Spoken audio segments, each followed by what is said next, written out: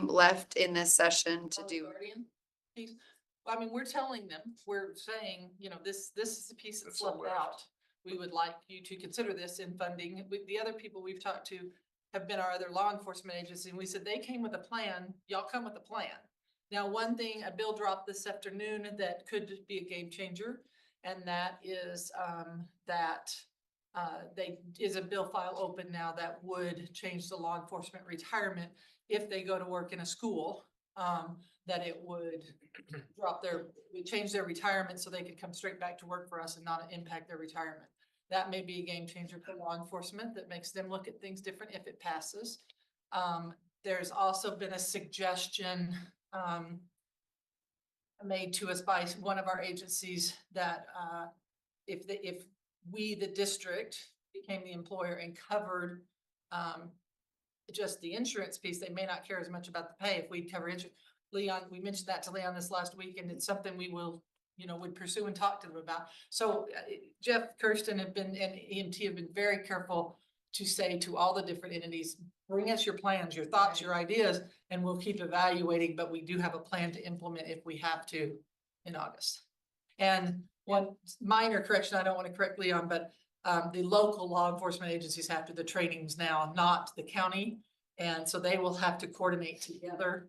And 3/4 of that is we'll be talking, and hopefully 4/4, a whole of that will be talking on what that looks like.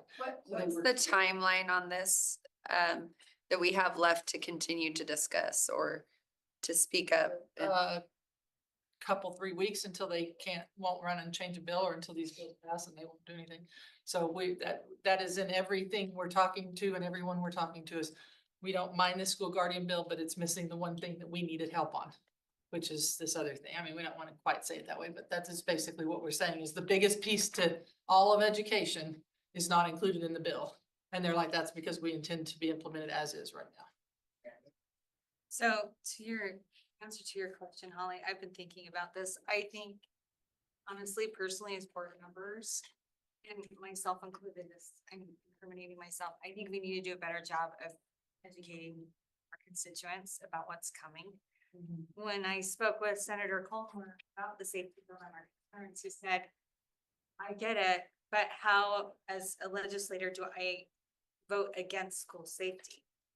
I think the public needs to understand that this actually is not making anyone more safe, in my opinion, and actually puts us at greater risk.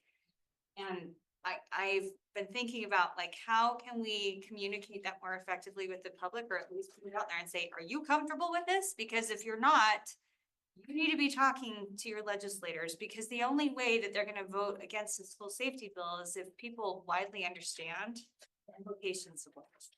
And I don't think. Yeah. Well, and the research shows any research that's done on this film has only been done by the manufacturers. And Wilcox is quoted in an article in the Wall Street Journal saying this doesn't work. And yet we're going to spend millions of dollars to do this. Is that the one he's requesting that we use? That's have they ever donated to his campaign? That's what I want to know. Well, that's it makes you wonder whose buddy is behind the stuff. And even with the guardians, having a guardian security does not show decrease in school violence. That's right. It's actually leads to more arrests, because kids are getting arrested for, you know, sort of teenage behaviors that they weren't necessarily before. So the research doesn't back what this bill is trying to push for school safety when you look at the research out there. And that's the frustrating part. It's like, that's great, let's put money behind it, but let's put it towards actionable things. And they talk about access, making sure all our exterior doors are locking.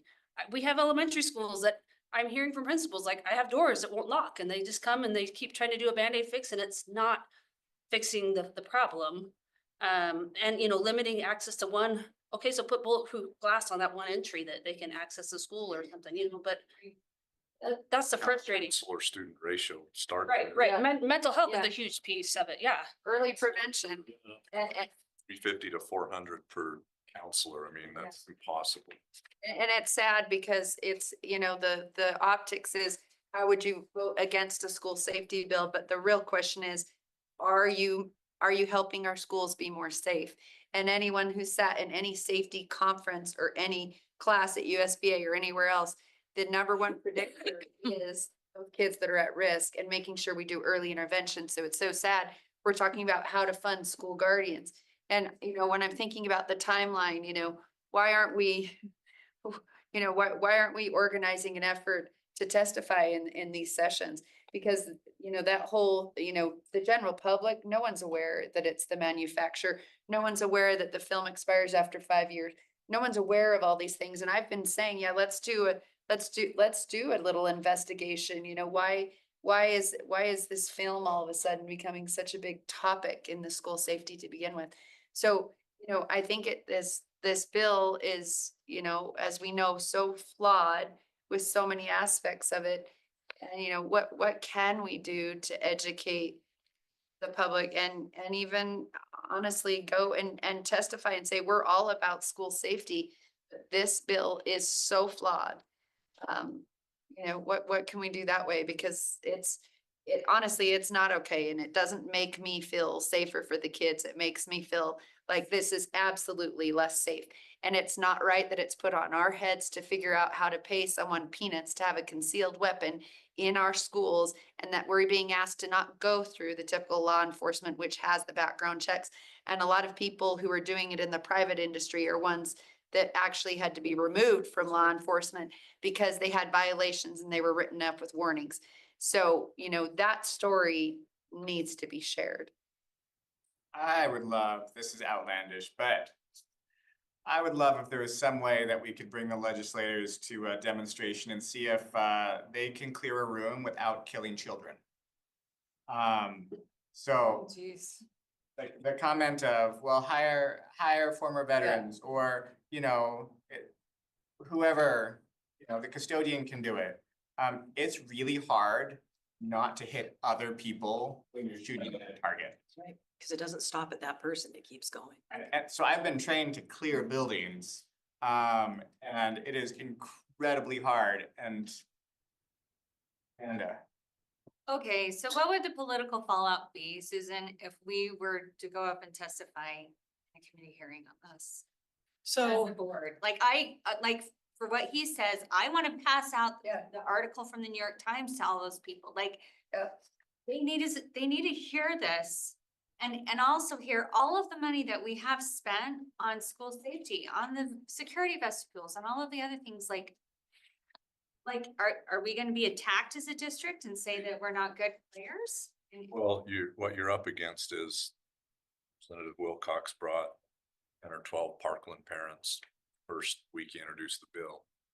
And those parents all testified, this is the greatest thing ever. If you'd done this in Florida, you would have saved our kids' lives.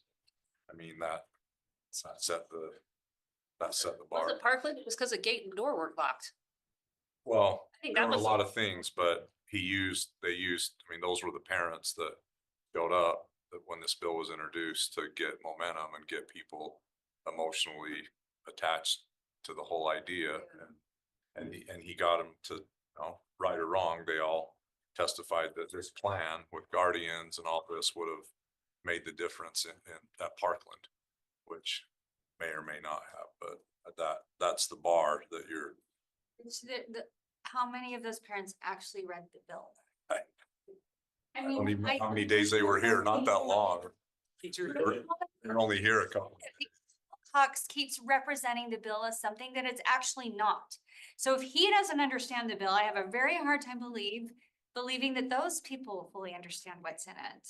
I can totally have empathy and compassion, and I feel terrible for what those parents have gone through. But it doesn't mean that the nuances of the bill are necessarily the right answer, especially if we have legislators that are advocating for people with histories that would not pass our own background check carrying a concealed weapon in our schools.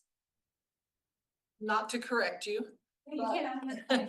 but they do have to pass a background check. Right now, these would be our own employees, and they do have to pass a background check. And to become a guardian, they have a much more stringent mental health check. So there are checks and balances in place for these people. It's not like any person can become this with no background. Well, and where I was coming from on that is that we have a legislator who is encouraging us to use private companies where that can sometimes be an issue. We can not use and not hire Right. unless they pass whatever check you all decide they need to. But definitely our background checks. They all have to be BCI checked. They all have to, I mean, just in the bill, they all have to pass a mental health screening. So just don't focus on that one point in your objections. I'm not trying to stop in your objections to the bill, but just, that's not really a valid concern. I'm gonna direct this question at Communications Department. Hi.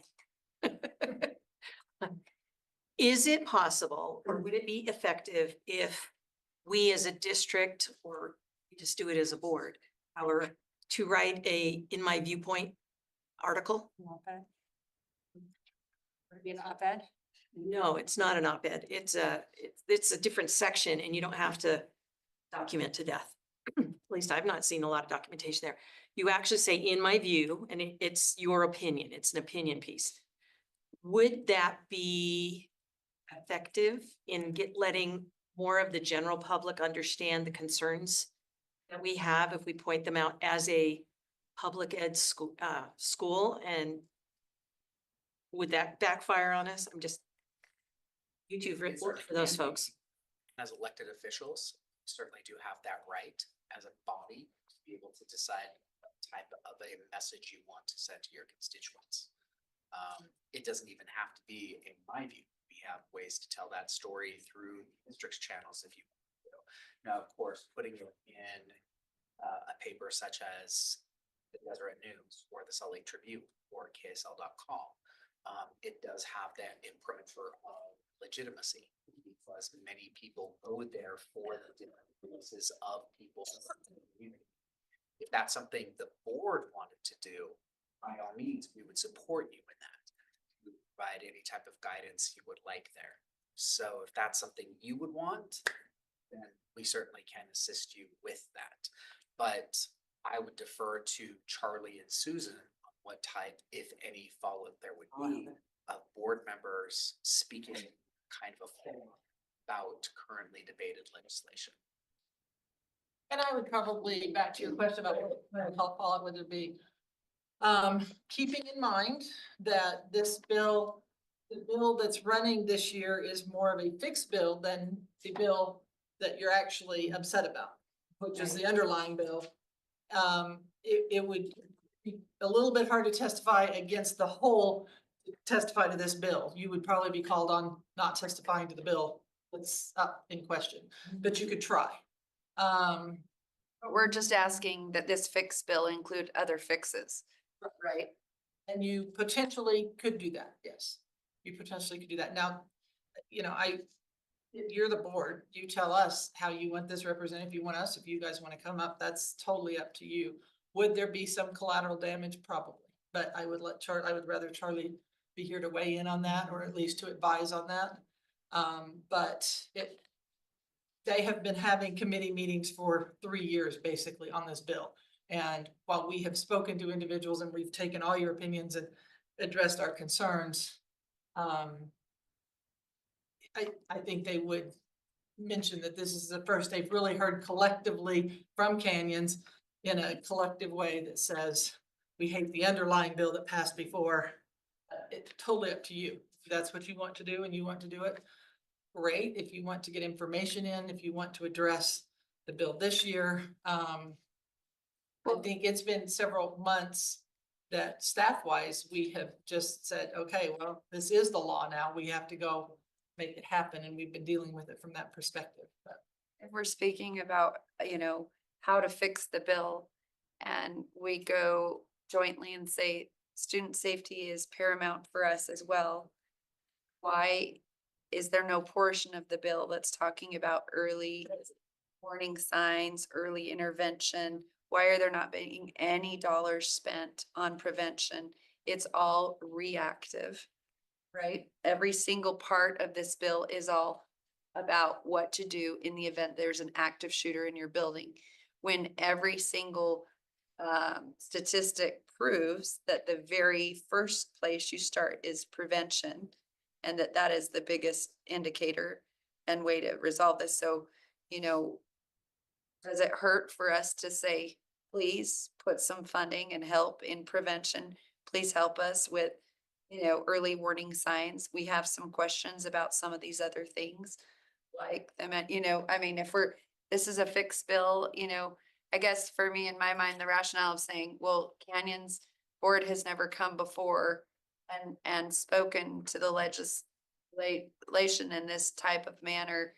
Well, yeah, but this is student safety here, and this is something that is very important to us, and it's very problematic. I mean, we're nervous about some of these things. May I start with a question, because I don't remember and wasn't there this last week. Did JLC take a position on this? Well, Not on this one, no. not on this one. We didn't discuss it much because we were waiting for the amendments to finalize so that we could actually discuss what's really there and not what we're assuming is there. And So we didn't. so I think you should probably start talking to your own. I will tell you, there are some districts highly in support of this and are fully implemented. Alpine being one of them. They have great participation from their sheriff, and they are pretty far along on this. Washington County, there are other districts that are pretty supportive. So I would probably start at JLC and ask for a broader discussion there with your further districts. And then of course you all are welcome to do anything you want, and we'll make that happen. So are they resolving the school guardian issue with just having it be a current staff member, current faculty member, instead of hiring someone from? It's a wide range. Who? Fine. Washington's Better fully staffed and too deep volunteers. Jordan does plan to go with the SFO from the Salt Lake County. They're planning to do that. Granite's doing a mix. Salt Lake is doing private security. And I don't know what Murray's doing at this point. Thank you.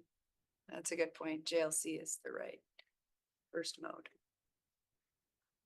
It will be back. It's always back. Well, I'd talk to him and see if you can get it on the agenda and actually have the conversation there first and see. If not, you're standing alone, which is fine. But It's stronger when it's a group. Okay, y'all ready for me to move on? There are several ways. What is the old saying? Death by a thousand cuts or something.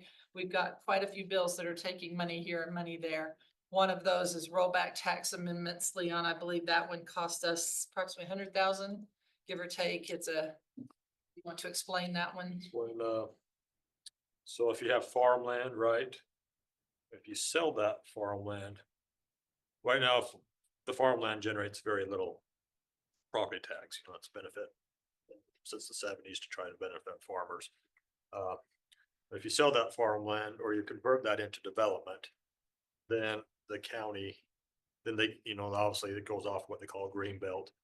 You can then generate a lot more money off that. That does go, a portion of that does go into another fund now based on this bill that Susan said. Wouldn't impact Canyon as much, about 100,000 because we don't have any farms left, right?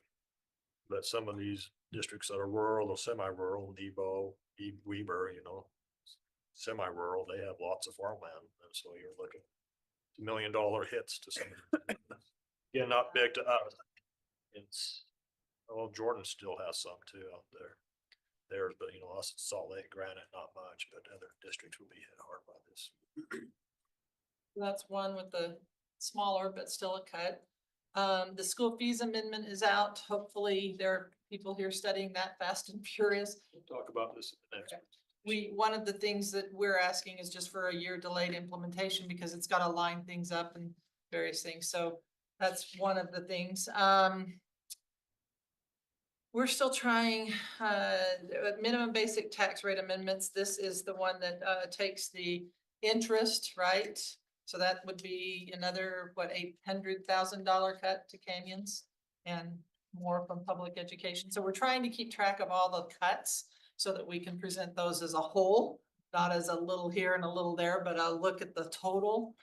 So we're trying to track those. And then there's 4 bills that are well-meaning, well-intentioned, that are curriculum bills that mandatorily add to the curriculum every day. One is on energy, lesson on energy. One is on civics education. One is on firearm safety, interestingly enough, from kindergarten through 12th grade. And one is on swimming. And we're just kind of lumping them together and saying, well, I'll tell you what I've been saying, and that is you're kind of asking both ways. You want to say this is a parental rights state and parents should be teaching their kids all these things, not schools. And then you're saying we're going to add all these things to the schools that you're supposed to be teaching. So, you know, which is it? And I don't know if we're going to get very far. I don't know how those bills are going to do, but if they all four passed, it would be quite a bit for us to figure that all into a day of curriculum without cutting somewhere else.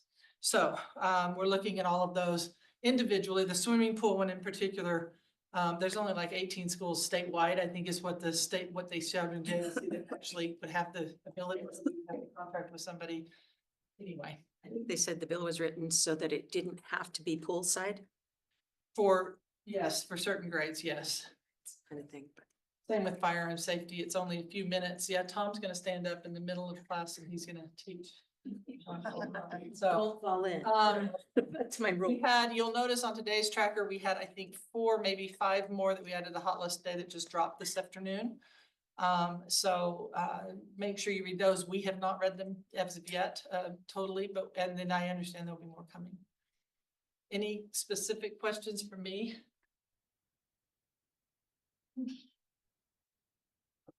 Thank you. Hey, next on the agenda, school fee policy update by Leanne Wilcox, Business Administrator.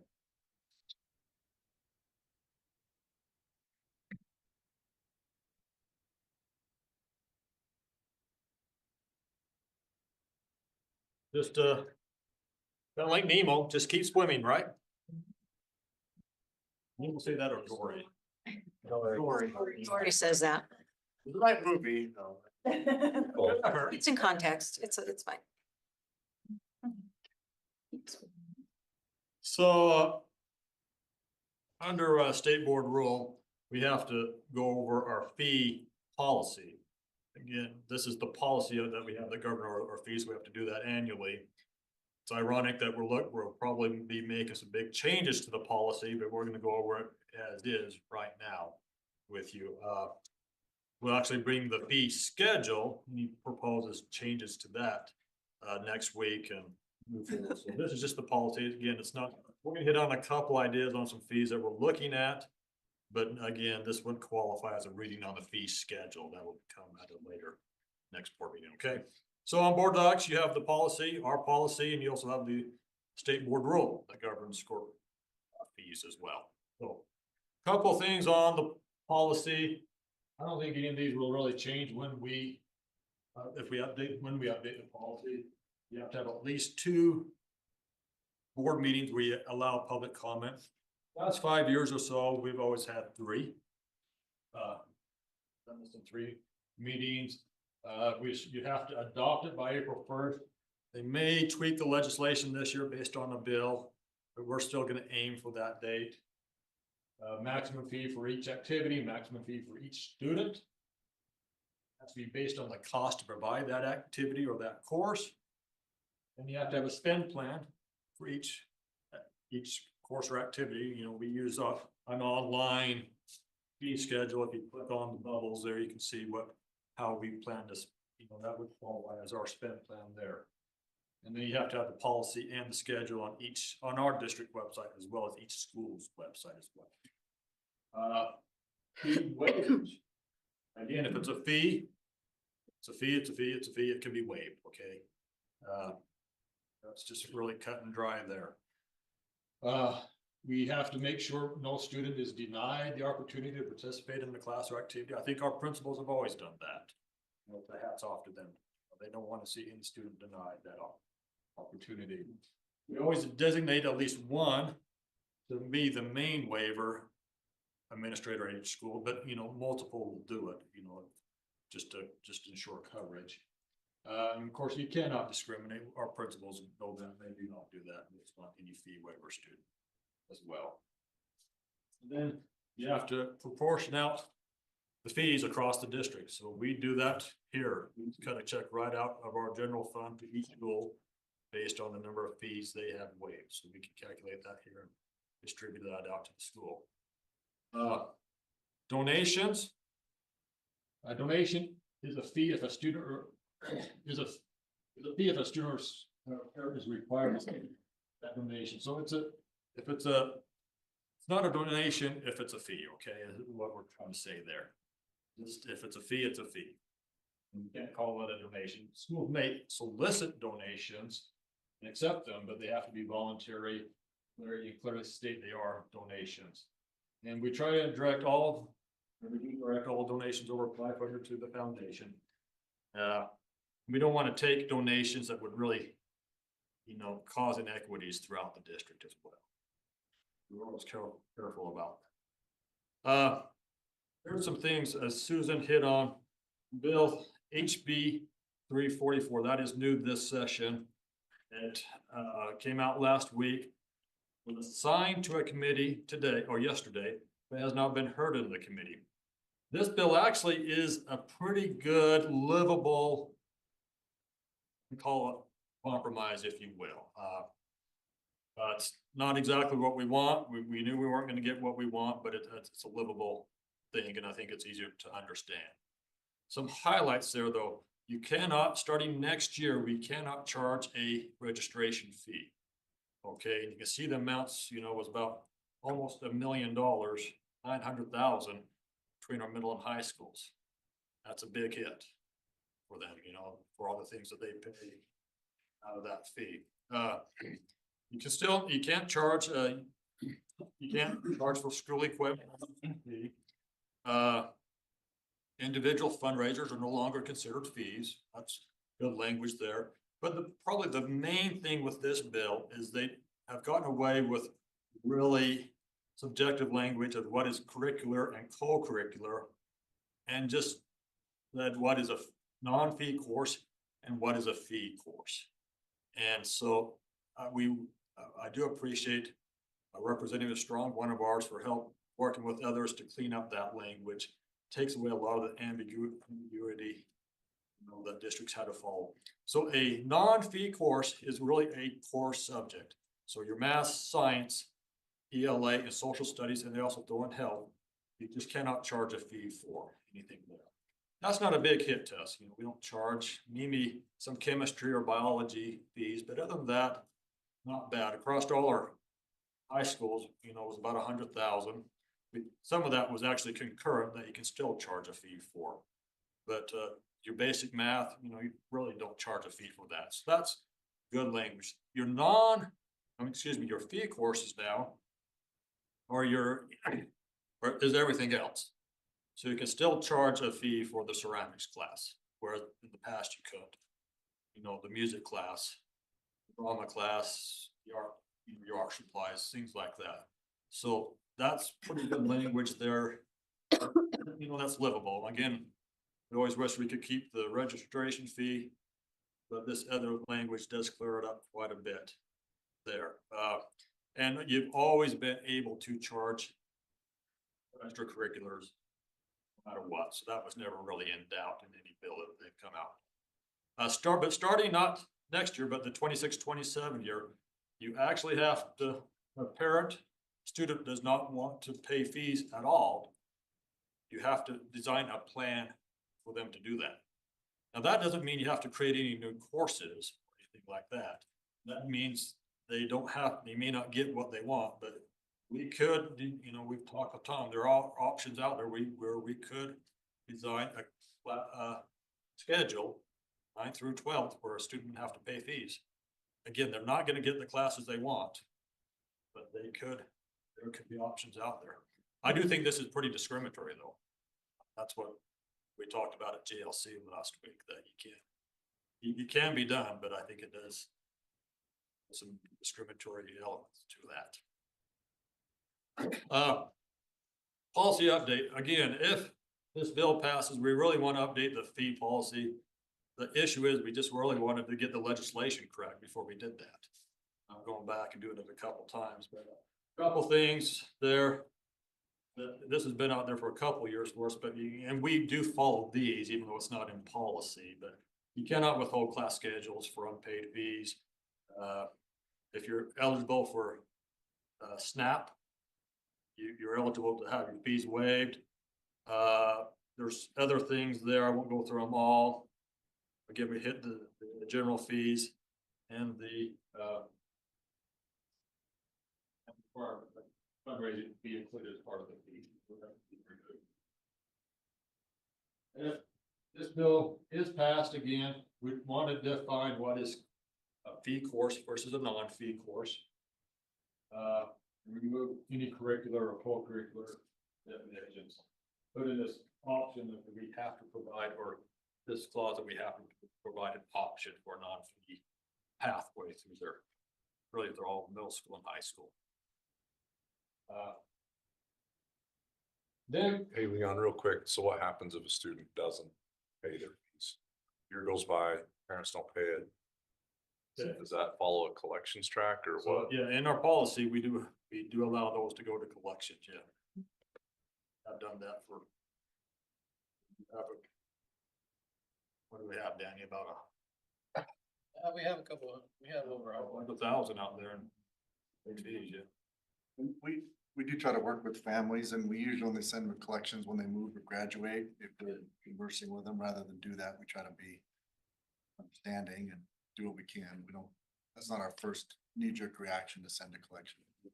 Right on. Obviously, we don't want to get to the point where they want to get their cap and gown for graduation and they have fees paid, unpaid fees for the last 2 years. We're always communicating principals and our financial secretaries with families to make sure they're aware. You know, calls and emails and everything of that nature, but yeah, some of that. Amanda.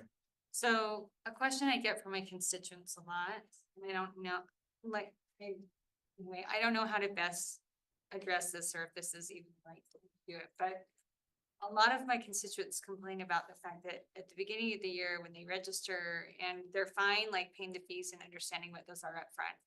But then over time, especially in the high school, there's like a trickle of like, oh, by the way, there's also, and by the way, there's also this fee, and oh, by the way. So is that all going away, or are they supposed to have things in at a certain time? They should not, if it's not on the fee schedule, they should not be charging it. That's cut and dry, okay? Well, And now that being said, if it's in track, you know, you don't have to pay that till, you know, some people may want to be on the track team and, you know, that's a spring sport, not that, but we should not be charging fees that are not on the schedule. So what's common practice in the high schools is when students register, they pay just a registration fee and that's going away. And usually wait about 3 weeks before they charge any class fees because there's so much class changing going on in the first year. And so after school starts, about 2 or 3 weeks, then they put on a class fee if their class has a class fee. But that's the only time they would get a fee, and it's just to wait for the dust to settle when semesters start. Is there any way we can communicate that at registration when parents, because it's legitimately confusing for a lot of, it's because they're like, okay, I signed my kid up for band. I was expecting to pay, and I thought I paid some things, and now I'm hearing after the fact, here's this other thing, like, some of them just say, I just wanna pay it all at once, like, I just wanna know clearly from the beginning, and so maybe we say somewhere in there, like, when they're actually paying certain fees, like, you know, after the class schedules are settled, you will be contacted by teachers if there is a fee, right? Well, and right now, they usually just add it to Skyward. Hmm. There's no like special communication. They just see it on Skyward. as a Right. fee. But then sometimes their kids come home and they're like, hey, so-and-so, like, my teacher said that we owe money, and the parents are like, what are you talking about? Like, it's legitimately. I think that's a reasonable feedback, and I think that is something we can communicate out better. We do it the way we do it to avoid paying thousands of dollars in refunds. Sure. It's transfer out of a class or moving the fee from this class to that class. We just wait. Saves us a lot of work, but I think we could do a better job of communicating that that's our practice at our schools. Maybe on the online registration, we should notice there that class fees will be charged, but it will be charged. Cause I got that noted, you know, my boys in high school, we got the fee notice, around October, but these certain amount of classes. Well, maybe we just, I don't know, if there's a parent square that goes out and says, okay, your child is currently enrolled in the following classes and please check Skyward to see what their fees are. Just most parents aren't thinking a month into school, like maybe I ought to look and see if there's some fees that are outstanding, you know? You probably see those come, expecting to pay it all that first week in August, and Right. we'll open up registration and that when you come back, okay, I can see that. Yeah. I think it's just consistency though too, because there's some that I go look for Skyward to pay a fee and it's like, no, I gotta write a check. And so if there's just lots of different communication. I think it need to standardize the communication or the process that it's like all fees are put into Skyward. It's the same with AP tests come later too. Yes. That's another, and so that's where I think it does feel like you're getting these things at different times and then they start a new class and there's a new fee. I think we just need to have better communication and one system instead of just like, oh, you got a letter home and you got to send a check in versus paying on Skyward. The only thing required for you to be able to be in Skyward is for the teacher to tell the office to put the fee on Skyward. It's just a matter of asking. Someone figured it out and some. But I can work on cleaning some of that up with the financial secretaries. Any other questions? That was more on the policy. My question is on number 1 up here. I'm not sure what we're saying. A transportation fee of $15, or is that less than 15? This is, so, yeah, so, that was covered the policy. Okay, so this is the next. So this is, Okay. as I said, we're looking to bring the proposed fee schedule for next school year, probably at meeting, the 18th meeting for a first reading, okay? So these are just some ideas that we have been talked about as an administration, okay? Nothing more set in stone. And just to throw those out to you, so you're not surprised on the 18th, but just to put them out there right now for you, okay? So these would be proposed changes to the fee schedule. So number 1, a transportation fee. Lots of our neighboring districts do charge some type of transportation fee for whether it's athletics for UHSSA or for just, the band or choir going back and forth, okay? So we're looking at around a $15 per student fee, so it'd just be $15 for the whole year. So if you're on the football team, you pay $15 transportation fee, or you're on the band, say $15. We look at adding that as a participation fee to the fee schedule, okay? That generates us about $75,000, roughly 5,000 students do our extracurricular activities. Last year, we spent about 435,000 just on UHSA, busing. That's, because we do have to go to St., especially Hillcrest and Jordan, they go to Vernal, they go to St. George, Cedar, they go 4A, they have a lot of travel. Warner and Brighton, play a lot of games. But they're doing a lot of travel and big teams, so they usually have 3 buses. Same with Alta, so there's lots of travel costs there. That's just something that we're gonna propose that, yeah. That's not been communicated to any of the coaches or stuff, because I'm hearing as they're doing their spring coach parent meetings, that they're saying that the transportation has been taken away and that they're gonna have to pay possibly up to $400, like Jordan, you know what I mean? They're saying things that are not correct, that the district is doing, and it's not based on truth. So I'm kind of concerned that the coaches are spending or sharing misinformation. I mean, heavy Again, misinformation. this is for next, if they're doing it for this year. They're doing it They can't for- change. Yeah, well, anyway, I'm just saying, I got a phone call, so, because they just come back from a spring training parent meeting. What is this thing about buses that we're gonna have to pay all of the costs of the buses? Coaches went really way overboard and blaming a lot of things on the district, so. That's new, they've never done that before. No, I know, they never do that. That's what I was gonna say, we expect that, but that's why I wanted to understand this one, because they're overplaying the hand. I don't know what they intend to get from it, but. Anyway. Yeah, I wasn't aware of that. I wasn't either until I got a phone call. Well, Leon, just for clarification, up to this point, we've covered all. Yeah, we cover that 435. Right, and we're saying we're not gonna be able to Yeah. do that, but that's not by our choice, is it? We didn't say, hey, I just don't think we want to do that anymore. We're being required to reduce due to legislative requests.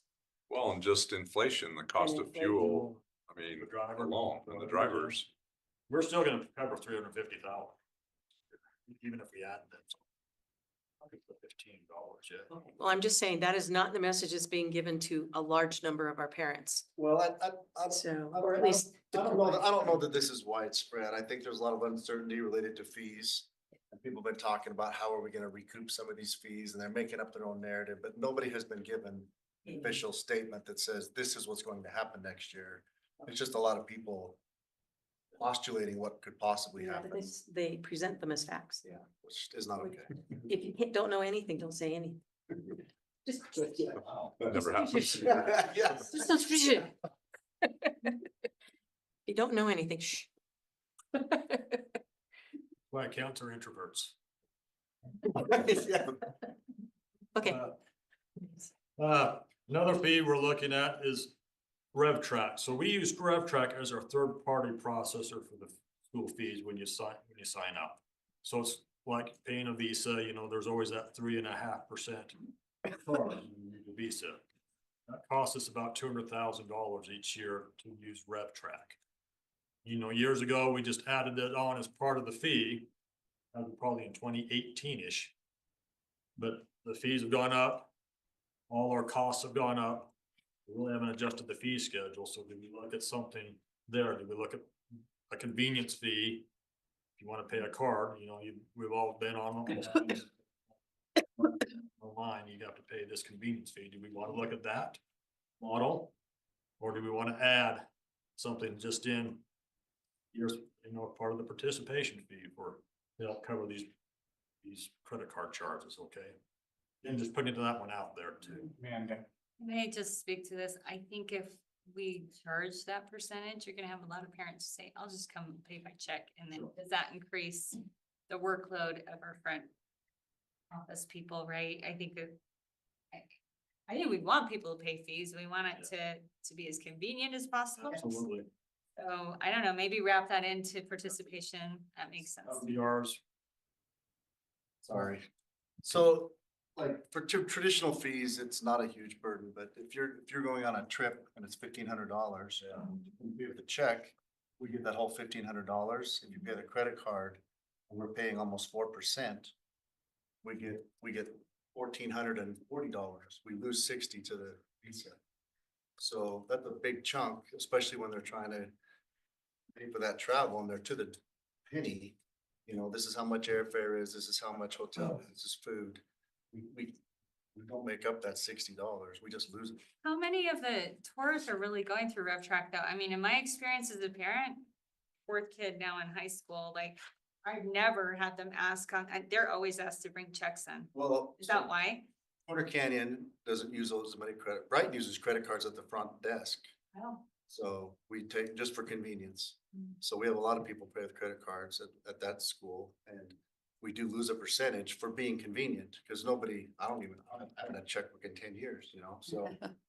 There is we either have to pass the cost along or figure out a way to recoup the funds. Well, could we do a combination of this? If it's a school fee, we've just sort of rolled it in, but if it's a extracurricular activity, there's a convenience fee if you want to pay via credit card versus paying versus check, because the district shouldn't have to eat that, and you can't just roll that in, and some of them are paying the fee and some of them aren't, depending on. So I think maybe it's a dual model. Let us talk about that internally and we'll bring something back on the 18th. That'd be good.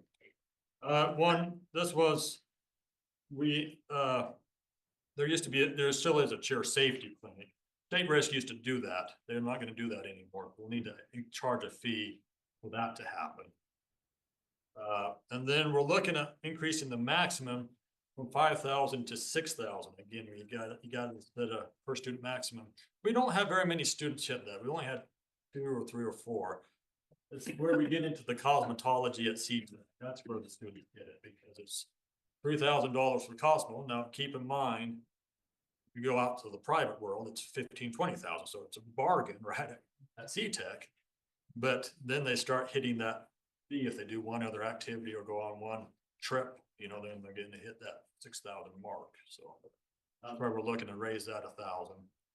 And this would be more of a policy, you know, this one, the travel that we always discuss, and we'll just, we love discussing travel here. I see the fellow committee members, yeah. We're looking to raise that from 1,500 to 2,000. Plane fares are just so expensive. And then if you do the every other year, 750 to 1,000 again. It's just so expensive with hotels as well. Park tickets. It's crazy. Can I just throw a grenade into this Yeah, discussion? that's- So we talked ad nauseum. I don't think we need to argue the merits and the benefits or the issues with whether or not it's the right thing to travel or not. But one thing that I think as this continues to increase in cost, think about is, remember in the rule that the districts required the subsidized fee waivers and equalize that across the district. So, and this is just Rick speaking, but we cover that cost. The schools don't realize any of that burden. So for them, when it comes to, hey, let's go to Florida, let's go to, Them a thing. it doesn't cost them any. So I've thought a lot about this, and Tom, we haven't had a lot of discussion about this, but I think thinking about, you know, really, instead of the pressure being on the board or on the committee to decide each time on any, you know, any trip that comes at you. I mean, it's really hard, just being completely honest and transparent here. Once it gets to the board and you're discussing it, in open board meeting, at that point, how are you gonna say no really to any group? Because every group has a legitimate reason. Every group has purpose and reason, and they're all great. But I think including the high school principals more in that process to have more skin in the game when it comes to actually determining, is this really worth the effort and the cost of the trip? And if we do this, we are all going to share in that, in those dollars in the amount that is waived. Because that I don't know what number we're up to, but So we last year we waived about it was 665,000. We waived. About 120,000 of that was travel. So it is getting to be a significant amount. so I'm just saying, I think as we think about policy, if I'm a high school principal, been there, and if I know that I have more skin in the game with my high school partners and colleagues, that we really need to evaluate like what trips are worth it or not. Maybe they're all worth it. And maybe in the end, they decide, you know, their recommendation to Tom and Leon is, hey, these are worth it to us and we want to share in those costs. But right now, that burden falls on the district 100%. And so when it comes to determining whether or not this is the right trip or the best opportunity, why not? Because the district's going to cover whatever on the back end is lost. And on top of that, we send administrators, which we should, but you're talking usually at least 2 APs, and a lot of times the principal are out for that time to supervise. So they're out of the building, should be, but that's also time that is on us. And I'm not saying this isn't an argument to against travel. I've always supported it because I know those opportunities are rich, but the cost of airfare and, you know, hotels and all that goes along with that, I think maybe more of a shared model is something we ought to consider. So there's my grenade. Enough said. I I appreciate you sharing that, Rick, and I do think there's a lot of merit to having those high school principals come together and kind of challenge each other and go back a little bit about which things are really going to enhance a kid's education, what isn't. My one concern, as I'm thinking about this, is how do we make sure, and I don't know if anyone has ideas in writing a policy that it doesn't pit the board against a principal. Like, I don't want a situation where the principals have meaningfully had discussions. They feel like, okay, this is not in the best interest of such and such situation. And then we still have members of the public that come and circulate and come to us. And then we undermine a principal and create controversy or division there where it shouldn't be, like, we want our principals to know we have their back. So, and that we believe in them and, you know, their process. Anyway, I just. Well, I mean, to me, I would just like it to not get to the board, that it's really, they decide way before, I watch you guys go through that every time one of those trips comes up and then, and we have, you know, a room full of parents. How do we ever say no to that? There's just no way. Speak to this too. So I have yet to know of a scenario where a principal has not wanted their student program to travel. It's been the exact opposite. What it's been is the principal, I've had principals calling me stressed out, like, this team has fundraised this money. They were invited to this prestigious thing. We're not sure now, it's going to the appeal committee. I have, in my now going on 5th year, I've never had a principal saying, geez, you guys are approving this, and I didn't want the student group to go. So that scenario is not one that we have encountered yet. You know, we have encountered, you know, as far as, we have encountered, hey, we need all of our coaches and all of our club leaders of the schools to understand the process to get something approved, because they don't fully understand that process. They don't fully understand what they need to do with the appeal committee.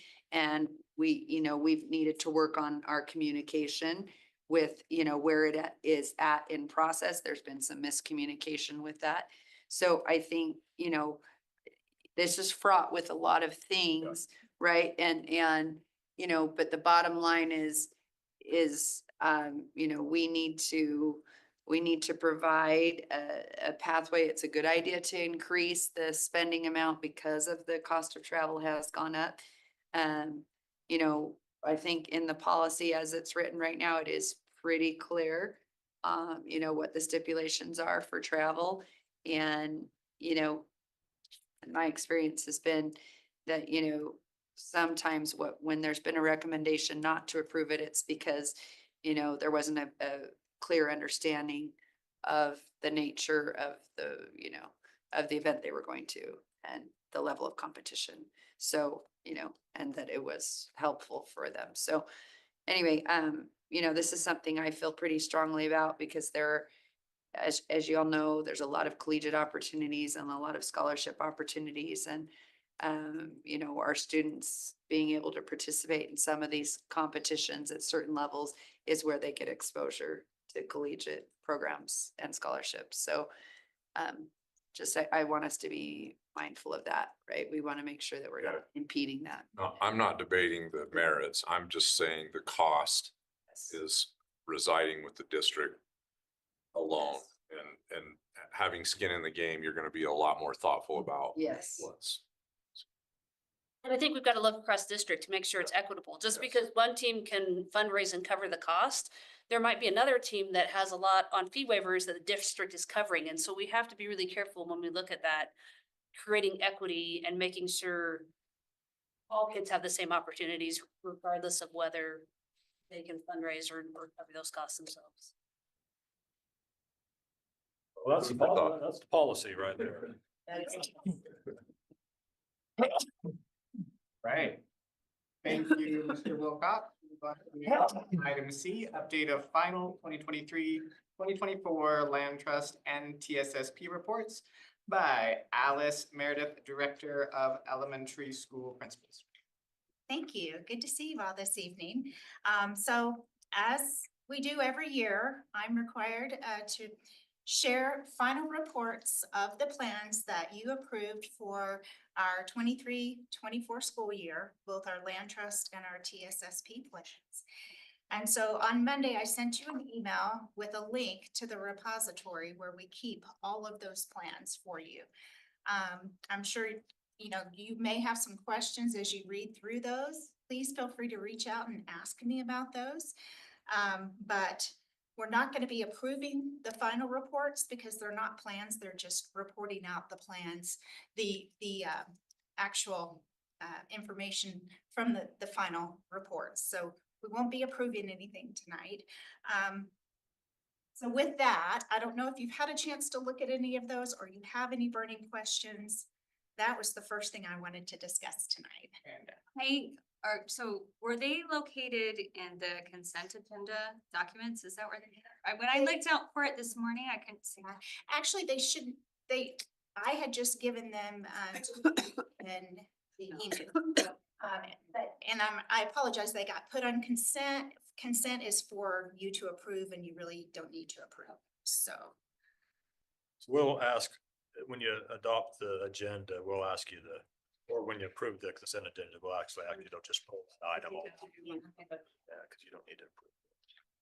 Okay, and then the other thing I wanted to bring to your attention so that you're aware, this year, the state has really cracked down on carryover for all the districts. As you are aware, each school in each district is responsible for spending down to no more than 10%.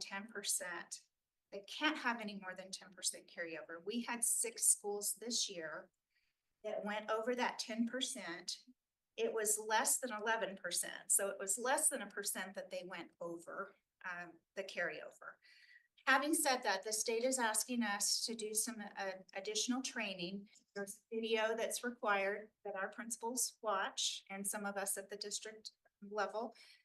They are not asking, they don't want,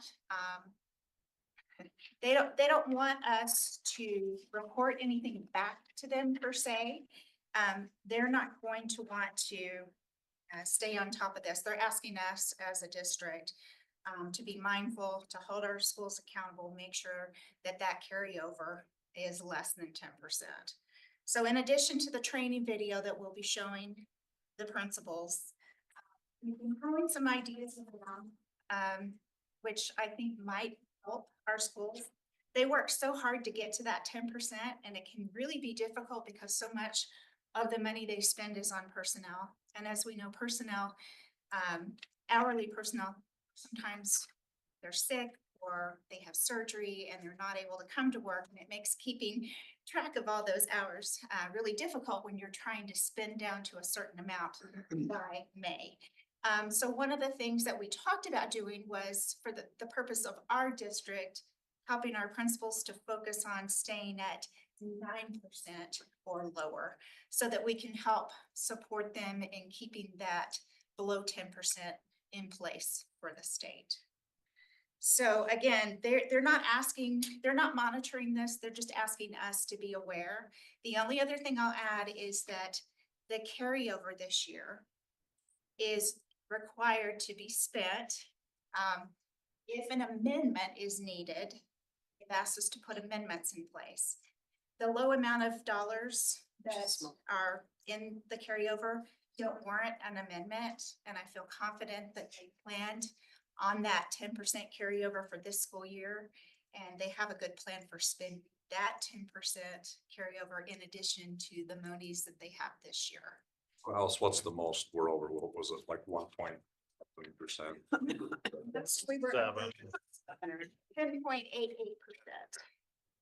So, and I will, I'll tell you, I had the opportunity to look at the state as a whole with carryover, and certainly there's no excuse for carrying over more than 10%, but as things go, I think our schools did an exceptional job at sticking to that 10%. So the question is could we encourage schools to have some sort of a backup? Because I know sometimes it is personnel and then you're getting down to those last couple of weeks and you're like, oh, we're not going to spend it.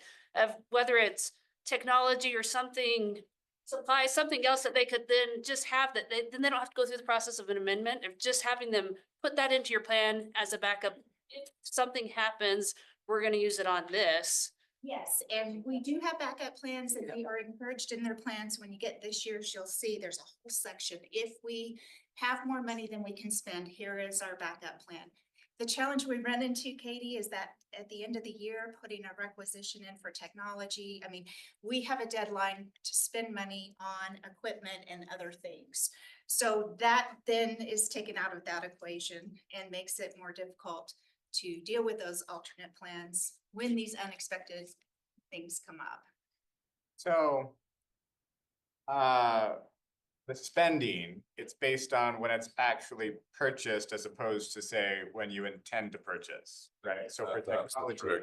Yeah. when you have a lead time on technology, Yes. that makes sense, because my question was gonna be, how did we get here? For example, Glacier Hills SCC, I know reviews the balance every single month.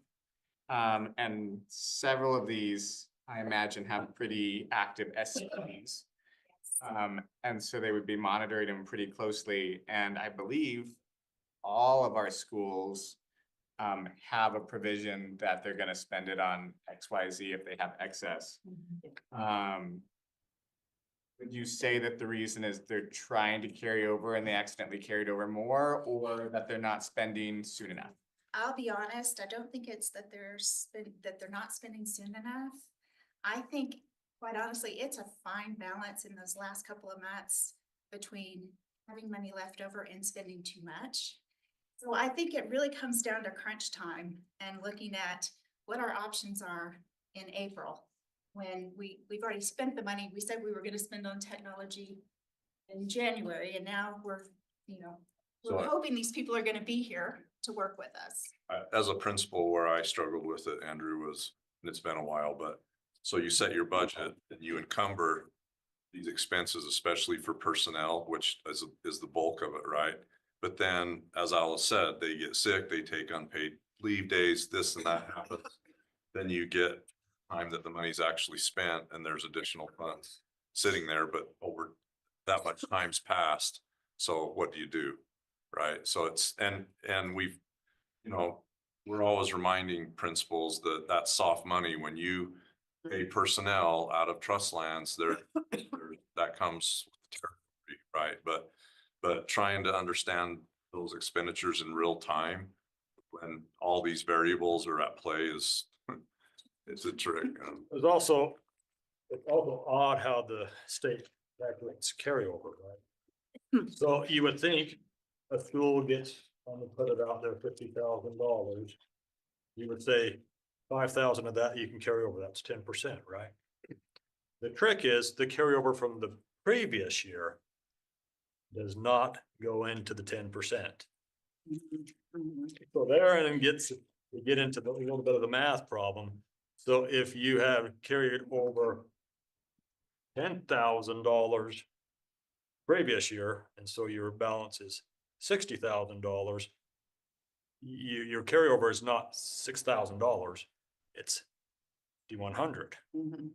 And that gets into the calculation that, we're gonna try to do better on the accounting end before we submit the final reports on that. So that gets tricky for the principals, because they're kind of carrying 2 years of budgets there to track. So that's, I don't think the state should track it that way, but that is how they do it. And Jeff Murray and the IT team added a new program to the dashboard this year that calculates salaries and insurance really accurately. We've never had that before. So I think them adding that component to the dashboard is really helpful in the principals hitting their targets, because before we used a set formula for benefits when everybody's benefits were different. Now we can actually see what the benefits are, and this is the first year we've done that. That was a really good addition. Okay, thank you. Next on the agenda is item D, graduation schedule by Dr. McKay Robinson, Assistant Superintendent. Well, good evening. This is simply a follow-up to our previous conversation, as well as the email that I sent to all of you regarding future graduation dates and locations. And from receiving feedback from each of you individually, not everyone, but several of you, thought it'd be best, reached out to President Schill and just said, hey, is it okay if we come kind of summarize what was shared and then help us to know what to do moving forward.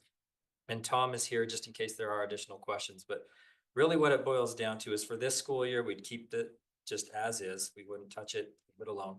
The 25-26 school year, we would have it at UVU and the Maverick Center. 2 being at UVU and 3 being at the Maverick Center. You have to move that all to the 28th, so it'd be all on the same day. And that's just due to the fact that the locations have scheduled different graduations already. And then moving forward, starting 26-27, we would try and do UVU and Maverick Center all on the same day. Just, no. All the Maverick All Center. at the All at the Center. Maverick Center, 2 days. Yes, thank you. I was gonna say. Lots of options that were out there. So hopefully, if we're comfortable with that, that's how we'll move forward. So there's really no changes to this year and next year, other than we would just have to be on the 28th, all on the same day. And then moving 2 forward- sites, At 2 sites. Sides. And then moving forward, we try to be at the same location, 2 days. preferably the Maverick Center over 2 days and as close to the end of the school year as possible, or the end of the week, for lack of a better way of describing it. 'Cause right now, we'd have to push it up to the Tuesday and the third, it might be Tuesday, Thursday, right? If we did it for the 25-26. We could get the Maverick Center this spring of 26. If we did them on Tuesday, Wednesday. But the principals were really hesitant to have graduation the day after Memorial Day. So they That's want to tough. keep them all on the Wednesday. The other thing that you need to be aware of is spring of 26. We typically try to graduate the day before the last day of school. And spring of 26, the only place we could get all the vendors is 2 days for the last day of school. So graduation will be Wednesday, then we'll have Thursday, last official day is Friday. There's a little bit of a gap. Do we have any concerns? Holly? I have one just for the year where they're at 2 different locations on the same day. The difficulty as those of us that are trying to go to multiple, how is that going to work? That's gonna be All difficult. the assignments that were made last time, you're only at one, you would only be at the one, regardless if you went to multiple. But are you keeping that schedule for the year when it's UVU and Maverick Center? That's was my question. Yeah, so for example, let's say that you were going to Corner Canyons and they're at UVU, I'm just making something up. And then you were also planning on doing Alta's, who's also at UVU, so you wouldn't be having to leave, you're all at the same location, even though the other 3 are. Okay. So when the assignments were all made, we made sure that you weren't having to cruise from one end of the valley to the other. And it would stay the same for that next year. Okay, great. Any other concerns? Okay, thank you. Perfect. That's it for our study sessions. We'll meet again for the business meeting in about just under 10 minutes.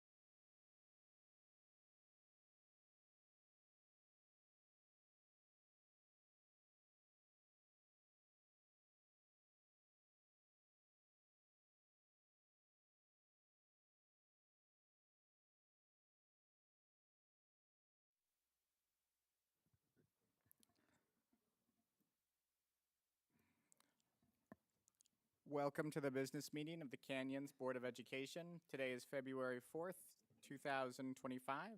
We are meeting at the district office located at 9361 South, 300 East in Sandy, Utah. We'd like to excuse President Schill tonight. First item is to approve the agenda for tonight, February 4th, 2025. Can I have a motion to approve the agenda?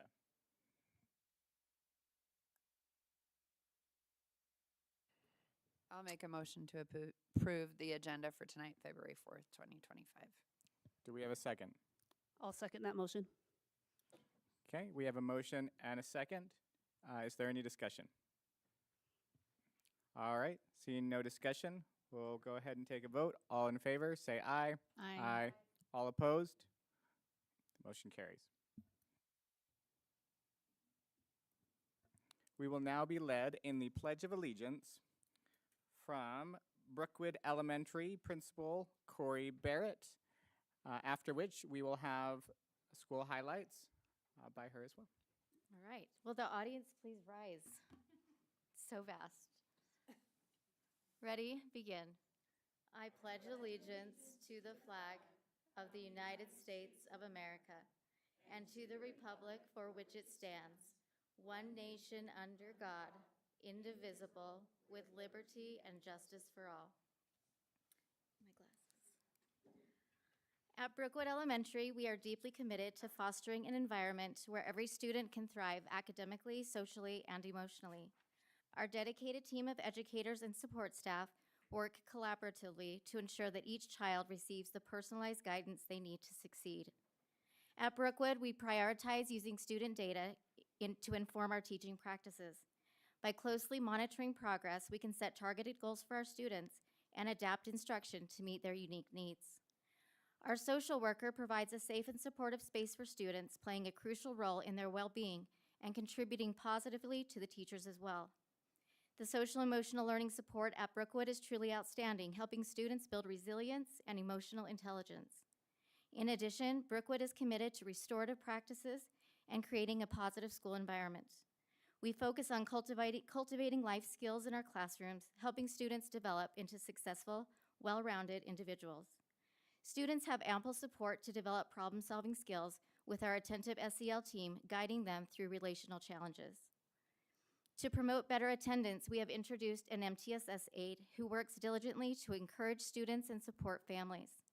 This initiative, coupled with our SEL team, ensures that students are motivated and ready to learn every day. Our teachers and staff work cohesively as a team, fostering a supportive and collaborative environment that benefits both students and educators. Our new instructional coach has brought a positive, can-do attitude, alleviating teacher concerns and seamlessly integrating into our community. We have many other incredible staff members who do everything they can to help our students and make Brookwood an amazing place to be. Our speech-language pathologist screens all kindergarten and second graders every year, which ensures that any concerns are identified and addressed early on. Our reading interventionists are providing enrichment for students who are excelling beyond their grade level. During our skills-based instruction time, every student is given the chance to grow and excel. We have 2 remarkable recess aides who ensure that our outdoor time is safe, enjoyable, and well-organized. Our junior coaches program, in partnership with Playworks, is flourishing with 110 students making a positive impact during recess, and their leadership helps foster a fun and inclusive playground experience. We take pride in our vibrant parent community that leads various extracurricular activities, including the Baritones Choir, Math Olympiads, opera, debate, chess club, hands-on science, and book blitz.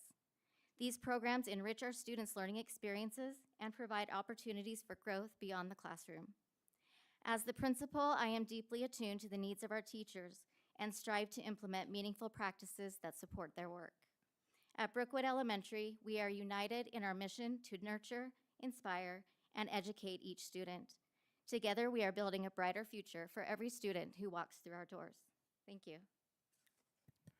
Thank you, Principal Barrett, and please pass the thanks for the board to your entire staff at Brookwood Elementary for the fantastic job that they're doing. We appreciate it. All right, next on the agenda is recognitions, and I will turn the time over to Jeff Haney, Director of Communications.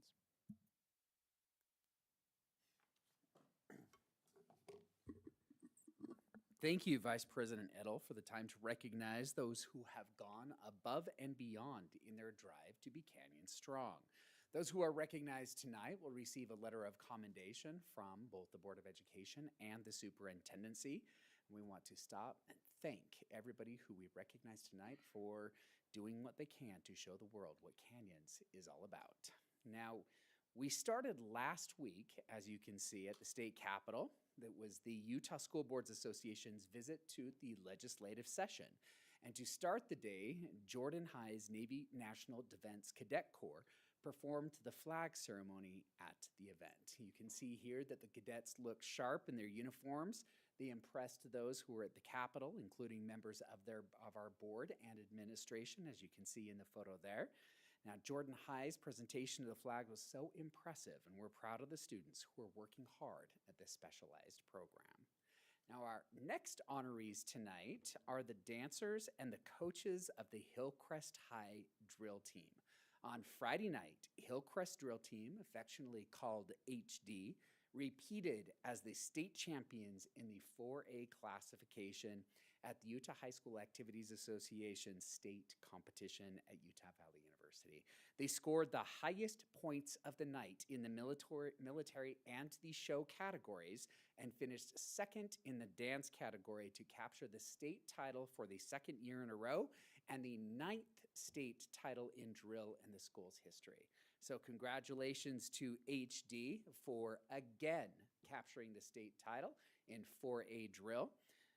Canyon School District was well represented at the drill finals. The Corner Canyon Shirelles finished in 4th place overall in 6A, and the Brighton Acadians took 5th place in dance in 5A. So congratulations to all of the teams, the coaches, the parents, and all of those kids that put in so much work to become state champions. Now, our next honorees are the Corner Canyon Cheer Squad. And we're going to start calling them the Corner Queens. They may be known as the Corner Queens from now on. That is the title of the documentary-style film that is coming out about the nationally known Cheer Squad. This film is being produced by Varsity TV. That's the streaming service of the country's premier dance and cheer production company. Now, the trailer for this film can be seen on the Canyons District social media pages, and I believe all the board got a sneak peek at that trailer, and it is pretty darn amazing. We encourage everyone in the community to hop on and take a look at the trailer for the film that will feature Corner Canyon Cheer. Now, one of the things that Coach Whitney Luntz says in this is that, yes, it's a lot of pressure to go up against the state and the nation's best, but that pressure is a privilege. We love that spirit, that competition, that drive.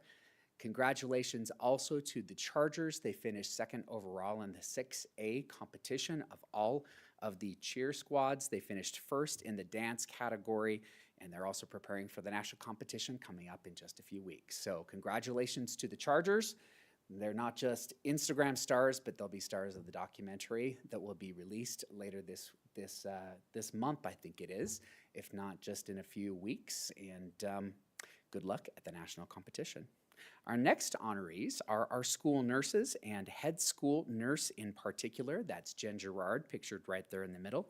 This is for a project that helped 40 Canyon students get free eyeglasses last week. It was called SightFest. It's a mobile event that makes it easy for students who qualify to get glasses. Now, thanks to the work of our nurses who do sight screenings in schools and have developed a partnership with organizations like Friends for Sight, these eyesight issues that can hinder academic progress are diagnosed and corrected. At the event, it was held in cooperation with the Murray School District and covered by Fox 13. The students went from retinal cameras to the alien-looking devices used to determine the shape of lens in their new glasses. And this obviously would correct the vision issues that they were experiencing. The optometrists and other technicians who were at the event volunteered their time A big thanks to Jen and our other school nurses and our entire Student Wellness Services Department for all they do to support student health, and that includes the mental health and academic advisement of our students. We want to offer a big thanks and a shout out to all of the Canyons counselors to mark this week's National School Counseling Week. Now, this is an event that is sponsored by the American School Counselors Association. This week focuses attention on the contributions of school counselors in our schools and throughout the district, and how our schools are stronger and better because of what our school counselors do. National School Counseling Week highlights the tremendous impact that our school counselors have in helping students achieve school success and plan for a career. School counselors are certified, experienced educators with master's degrees in school counseling. The combination of this training and experience makes them an integral part of a total education program. We rely a lot on our counseling centers when our school communities go through tragedies. We rely on them a lot when we get to the place where students are applying for colleges and universities and for trade programs. We appreciate all of the work that our counselors do. We also wanted to give a big shout out to some big names in high school football who gave us their thoughts about Sunday's big game. You'll see a photograph of the 4 who participated in this week's Connect Canyons podcast. That's Corner Canyon coach Eric Kerr, Coach Casey Sutera from Brighton High School, a Bengal graduate and former NFL player Brian Keel. They joined Dr. Robbins, a 4-year quarterback at Southern Utah University, to discuss the Super Bowl, but more than that, how extracurriculars play a big role in how students progress, become part of a team, develop resilience, and build friendships and develop mentors that will last a lifetime. We encourage everyone to listen to the predictions. Dr. Robbins, who are you predicting? The Chiefs, the Eagles? The Chiefs, yes. If you listen to the podcast, you'll see that the coaches all give the prediction on the game. We encourage everyone to tune in to this week's Connect Canyons for a discussion, not just about the Super Bowl, but what about student activities bring to a student's life. Now, one of the things that we've done in a recent recognition is to note to the contributions of our outgoing purchasing director, Gary Hansen. We welcome to the role of purchasing director, Nancy Webb. Canyons District purchasing power continues to be strong with Nancy's appointment, which was recently made by the Board of Education at a board meeting. Now, she is Canyons District's second ever administrator over our major shopping list. And in an organization like ours, that task can be daunting, from copy paper to toilet paper, computers, construction materials, and everything in between. Our purchasing department must follow state procurement laws when we buy or enter into contracts for products or services. Nancy's leadership role in the UCare Purchasing Cooperative of about 20 school districts has been vital to securing food for lunchrooms at just the right price. The Utah Cooperative for Acquiring Resources Efficiently was created to give school districts greater bargaining power with food suppliers, and is now drawing interest from even more districts. So thanks to Nancy for her contributions so far, and we wish her well in this new and vital role as Canyon School District's purchasing director. Now, in the coming days, we'll see the start of state competitions in swimming, boys and girls basketball, boys and girls wrestling. We've got teams and individuals who are real contenders in all the winter sports, and wrestling alone. Our student athletes are being talked about as possible state title winners and title defenders. Now, I counted up just the girls wrestlers who've qualified to compete at the state tournament. Jordan has 9, Brighton has 7, Hillcrest 10, Alta 3, Corner Canyon 14. That's just in girls wrestling. We have girls basketball, boys wrestling, and swimming coming up. We wish all of our student athletes, coaches, and parents so much luck as they start to chase the championships. So, Vice President Edel, thank you so much for the time for the Canyon Strong recognitions, and we turn the time back to you. Thank you, Mr. Haney. Next on the agenda is patron comments. We don't have any patron comments, so we'll move to item 7, the consent agenda. Can I get a motion to approve the consent agenda? Please read the items individually and remember to remove item E.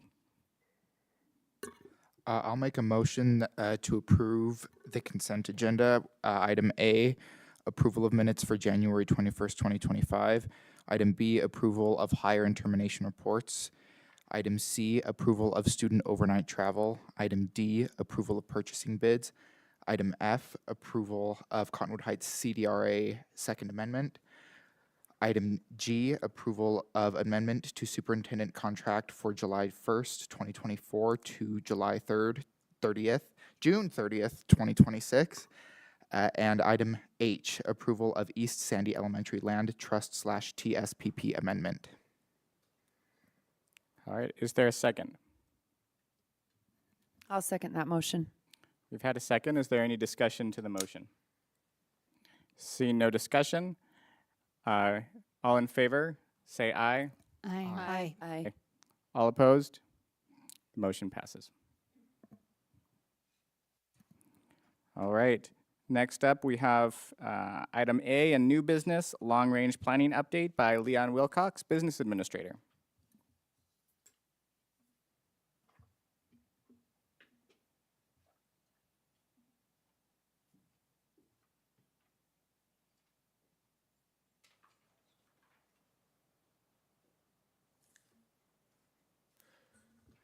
Thank you, Vice President Nettle.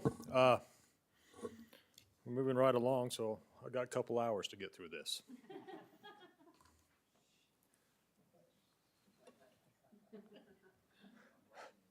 McKay is excited.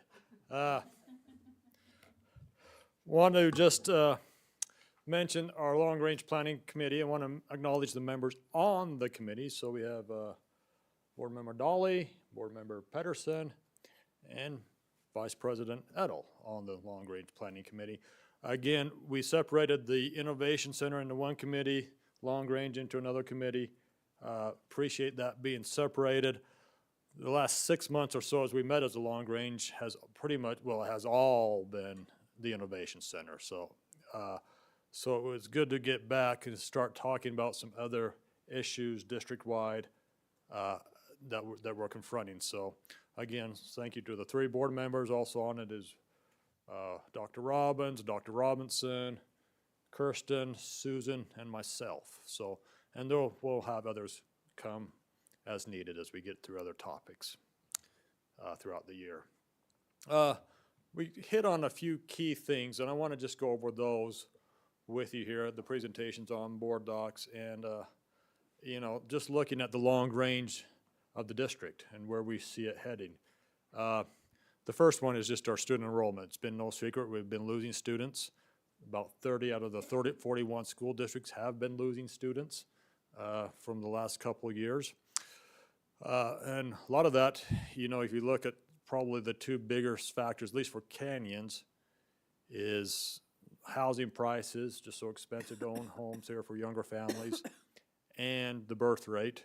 The birth rate is also challenged statewide, and it getting to be a challenge nationally wide if you read some of the articles out there. So here's this chart. I'm going to say it's on my left on the screen behind you. So the number of births in our zip codes for the last 10 years. So you can see in 2014 to 2023. So we get the number of births from the health department a year after the following December. So we just got 2023s in December of 2024s. This upcoming December we'll get the 2024 amounts. But you can see that just the drop there in the birth rate. Almost 3,300 in 2014, down to just under 2,500 this past year, in 2023. If you were to go back a couple years further, you would see it started with the Great Recession in 09, 10, 11, and it's just really never recovered since then, nationwide and statewide. So that's roughly an 800 drop in numbers, or a quarter, 25%, okay? And so if you look going over, I've taken what the number of births in each year and then looked at 5 years later, the kindergarten enrollment. So keep in mind the school year and the birth year does not always line up. So you could, so in 2019, we had roughly 2,319 kindergartners enroll in our schools. Keep in mind, some of them were born in 2018, in October or November, right?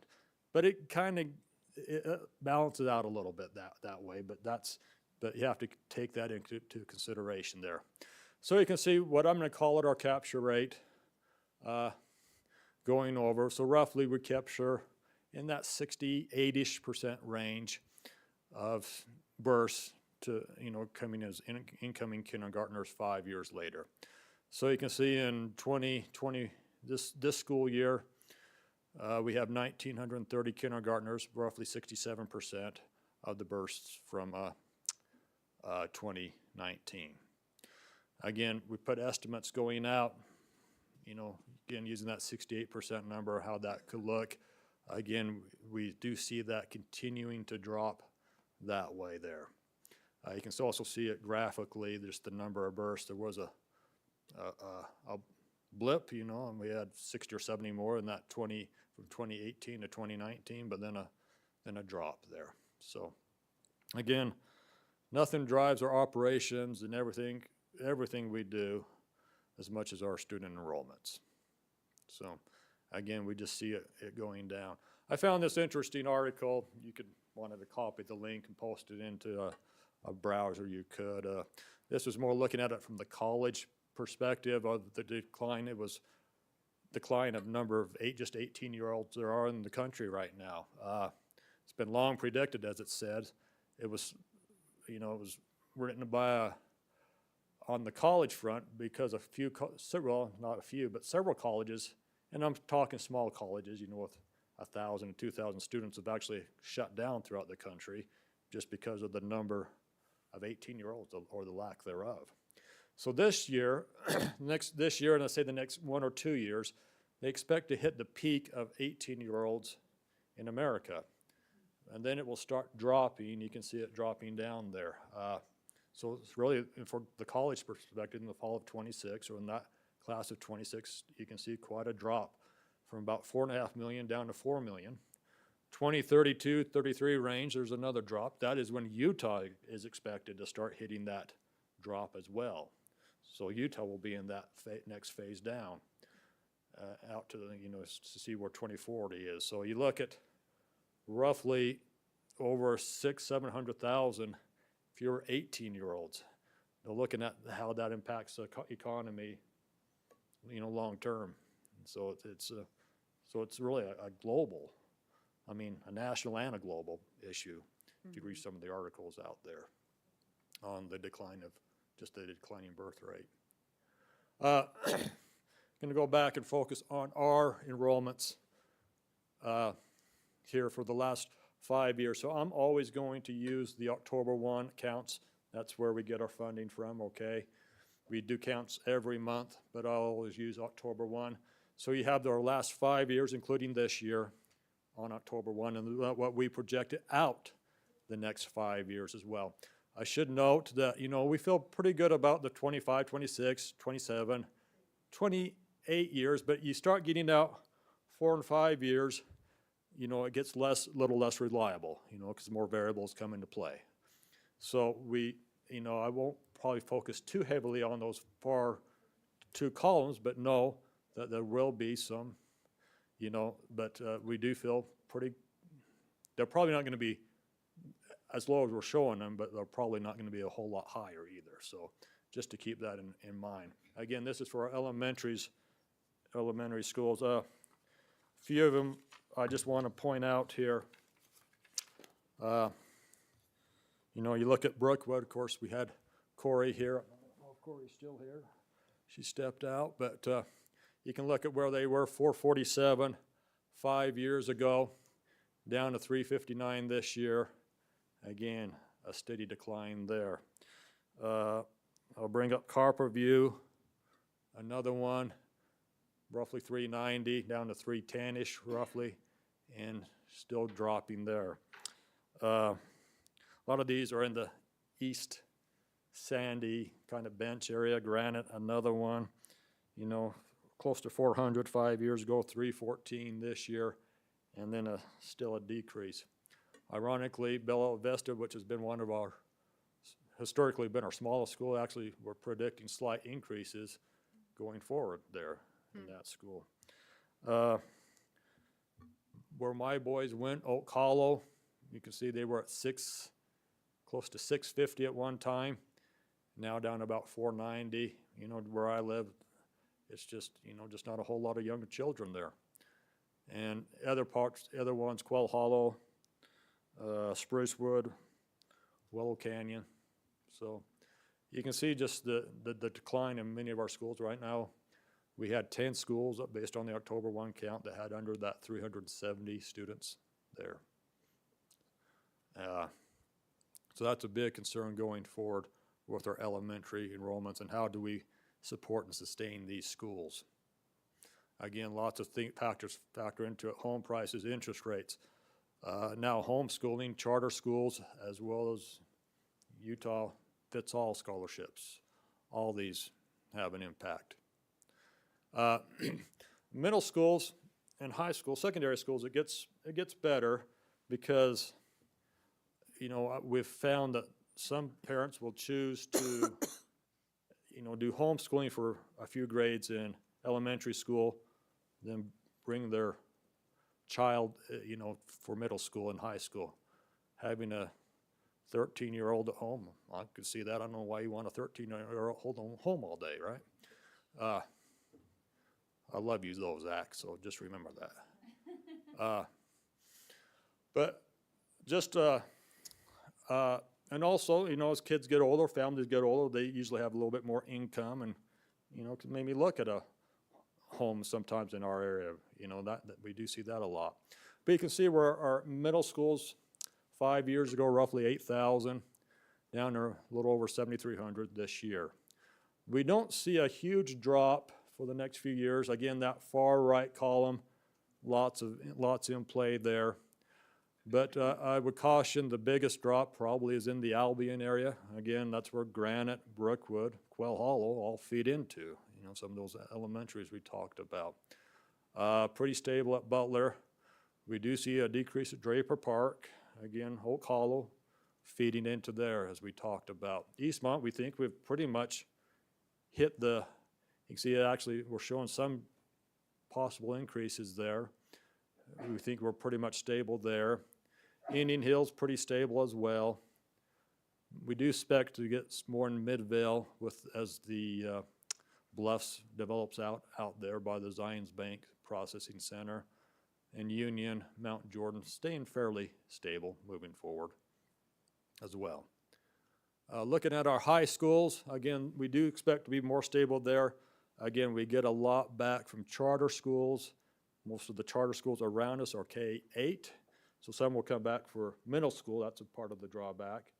And also high school, we pick up those 8th graders who live in, a lot of them in the Draper area, but in other parts, again, return to us for high school because, you know, the charter school does not have that option, or at least within the boundaries of the district. So you can see, again, we're out at pretty much our peak of high schooler students this year, just 11,400. Again, they're all full.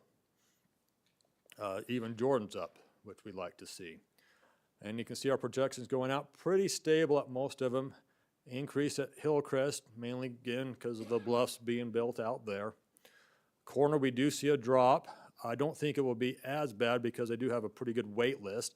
This does take in, these projections take in permits, you know, kids going in boundary and also permits, but it, you know, we don't quantify a wait list, if you will, because that's, you know, we don't know who will take a permit. We don't think it will be that bad as it does draw from other districts, but again, some of the Draper area aging out as well. We do see issues there. So you can see where those numbers fall out there for our high schools. So again, just That's, this decline in enrollment, something that we're gonna have to confront and how we want to handle that moving forward. Going to talk now, move completely to a different topic. We're going to talk about our debt. And one of the things we talked about is, we know we've done lots of improvements to our secondary schools and some elementaries, but we also have elementaries we haven't done improvements to. And how do we look at what are some of the options we can look at doing improvements there? So we look at our current debt structure. This is our outstanding debt. I'm going to disregard the one on the right. We'll come back to that later, but this on a refunding structure. But you can see, counting this year and the next 4 years, our debt is about 45 million, just a touch over $45 million.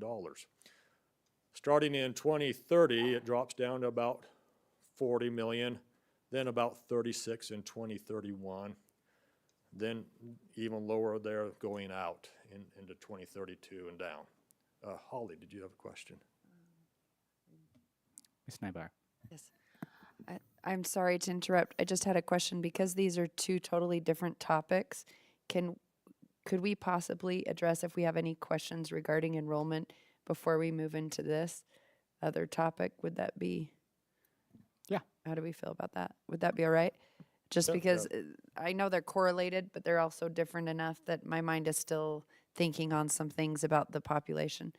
So just a couple of questions and requests. I remember the presentation we had last time regarding these predictions. And like you talked about, the waiting list is not accounted for because we don't really know how to quantify that. And I know there has been some difference.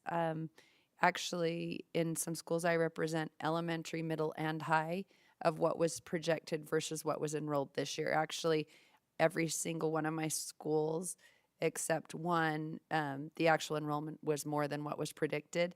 And so I'm wondering if, as a request, that we take a look at that as well when we're looking at predictions, because I think one thing we are finding is that things are a little more unpredictable than they used to be. Yeah. For example, like Willow Springs, that elementary school has a lot more high density housing that's gone up. And typically in the past, we had a prediction of what we believed would be true as far as school-aged children in high-density housing, although now that is not really the case.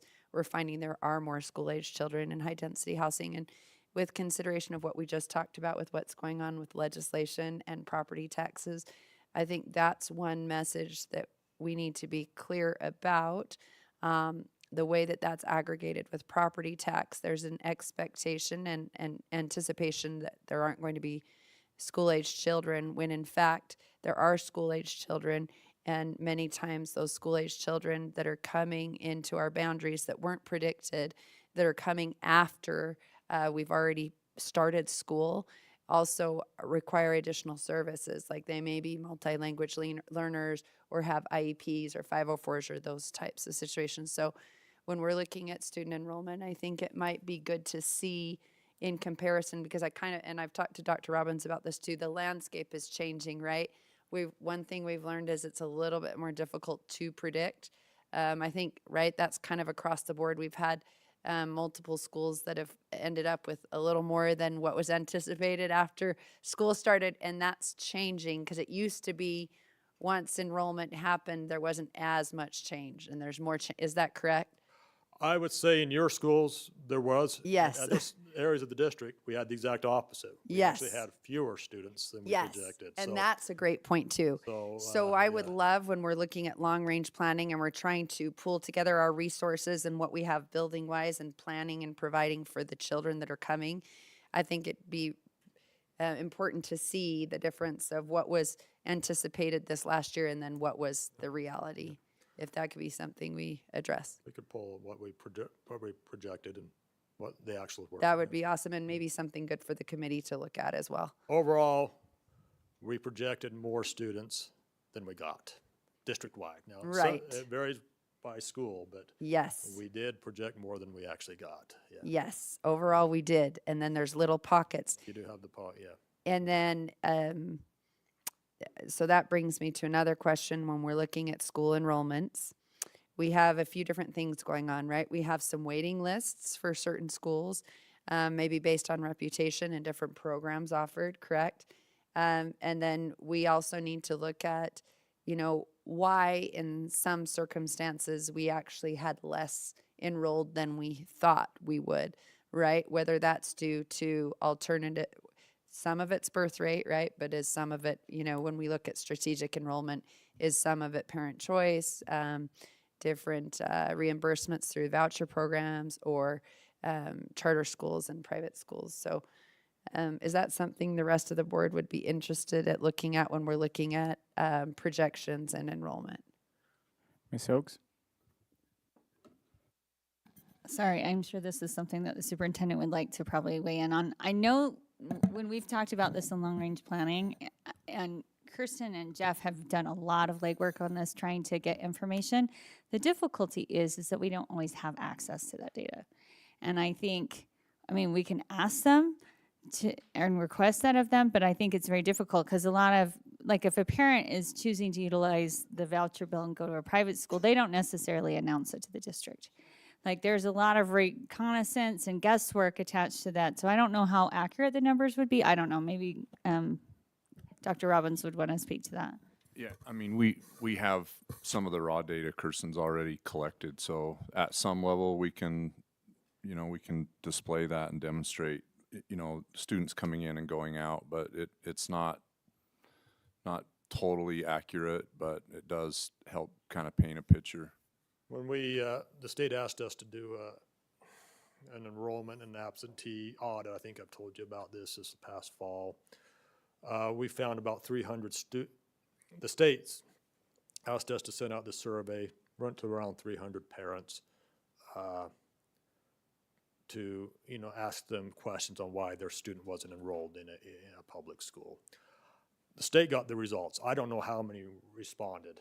We could track 300 parents or students who were enrolled in our schools 1 year, but not, and it goes back 2 years, I think even 3 years, who were enrolled in our schools at one time, but not now, based on a home affidavit that actually was based on the home affidavits that we got. So we sent those out. I don't know the response rate because the information was clear it was going straight to the state, not to us. So that, I don't Just to know. comment on that too, Leon, there's a bill this year that actually makes the affidavit even less. Last, yeah. So the ability for districts to track that is Just going to hard. become even more difficult. It's just hard to, and Yeah. we don't get information on, I've been asked a couple of times how many students were here last year who got a scholarship, a UFA. We don't know that because no one tells us that information. So the state tracks that and they don't provide that. So So you got all yeah. It's a little different world, as you said. We'll have Ms. Dolly. So noticing that we have these elementary schools that are getting pretty small, at what level of population do we start to lose an effective school culture and environment in these elementary schools? Because it's a big deal going from 4 classes to 3 classes isn't as big a shift in a class size when all of a sudden you're going from 3 to 2. All of a sudden your class size is balloon and FTE is short, and it's tricky. I'm been on the SEC for a number of years at Granite, which is one of these schools, and seeing those issues. I don't know if there's a magic number. It does get harder class size with smaller schools. You would think it may get easier, but actually it easier. FTE works out easier at bigger schools. Because then if you have 60 per grade, 60 second graders, do you look at 3 classes of 20 or 2 of 30? Well, we would almost go with 3 of 30 of 20. 5th graders, though, would probably go with 2 of 30. And that's where you start getting into this FTE issues that we've discussed in other meetings in the past. So I can't say what the magic number is. I think as a committee, we're going to try to look at that and see, bring in others. McKay I don't know if he would know, he's a former principal, but. So we've talked about this a little bit before, but the realities are when those numbers drop to that point, then you know, and we've had to do this in some cases, is split classrooms. That's one way to address it. We've also talked about in the past, we've absorbed some of the class size issue with the cushion. But in the environment we're in, that is very thin, right? So that then falls on the board whether or not to raise taxes to try to maintain that and maintain enrollments where they're at, or an unpopular option is to evaluate enrollment after October 1 and look at obligatory transfers, you know, that late in the school year. You can only imagine a family being impacted by a new teacher in, you know, a couple of months into school. Some districts do that. We've worked really hard not to do that, but, you know, these realities are becoming more and more difficult. Yeah, and it's harder, you know, with the programs we offer with DLI is a big example. You have the red class, blue class, 28 in each one, but then you don't have, your neighborhood classes could be larger or smaller. We're finding that at several schools right now. That's a troublesome issue. So all these, you know, and our special units that we have in our schools also contribute to the capacity, not so much the enrollment, but the capacity on how the building's used and what the programs are there. So that plays A into follow-up role. to that, what is our cost on average for a year to run an elementary school? Not counting in a teacher salary, because No. kids are gonna have teachers, but administration and just the capital costs So, of running a building. Yeah, so the operation costs, we figured this out, and I know you were not we brought this to the board, a year or so ago. It's close to $1 million, and part of a chunk of it's utilities, and a chunk is maintenance and keeping the building upkept. The other part is just personnel, you know, the fixed cost and the personnel, you know, I'm using the principal, the secretary, the custodian, the achievement coach, and some of the aides. So you get close to $1 million to a fixed cost, what we call fixed cost to operate a school. So that's where you get into this efficiency dynamics of operating these smaller schools. Yeah. Ms. Oakes? Okay, so to bring you up to speed, Ms. Dolly, and also Mr. Lewis. So there's a bit of history with declining enrollments with elementary schools and how that stands with local school boards. So I don't know how many years ago it was that the state did an audit of Salt Lake School District and found that some of their lower enrolled elementary schools should have been closed. And based off of their audit, they felt that their district had wasted funds by keeping them open and that they needed to close them. And after that, they did. Taking lesson from that, Alpine School District similarly had schools like that on their east side of their district. They proceeded according to what the state had laid out as the process. And in doing so, there were parents from those areas that raised Cain, for lack of a better term, and contacted their legislators, and it raised so much craziness that they actually, you know, even though these board members were operating out of good faith based off of precedent from the state of what they felt they were supposed to do, they were actually subpoenaed to come up and testify in front of the state legislature and were berated. So it has left the rest of us local school board members wondering, what are we supposed to do? It's still not very clear. I am not opposed to the idea of discussing, you know, as we move forward, understanding what to do, whether it's combining school communities or whatnot. But I do know, whatever we do, if we proceed with that, we have to get some clarity, I think, from our legislators and understand that we have to proceed with caution and be above board, or else we're going to be in the same position as Alpine School District. The other thing I just really want to address to Ms. Nybar's point about knowing, you know, where our students are going, what their choices are, like with strategic enrollment. One of the difficulties we have, and I know that there is discussion at the legislature about creating some fixes to the voucher bill or the Utah Fits All scholarship. One of those major fixes that we need to be advocating for is more transparency.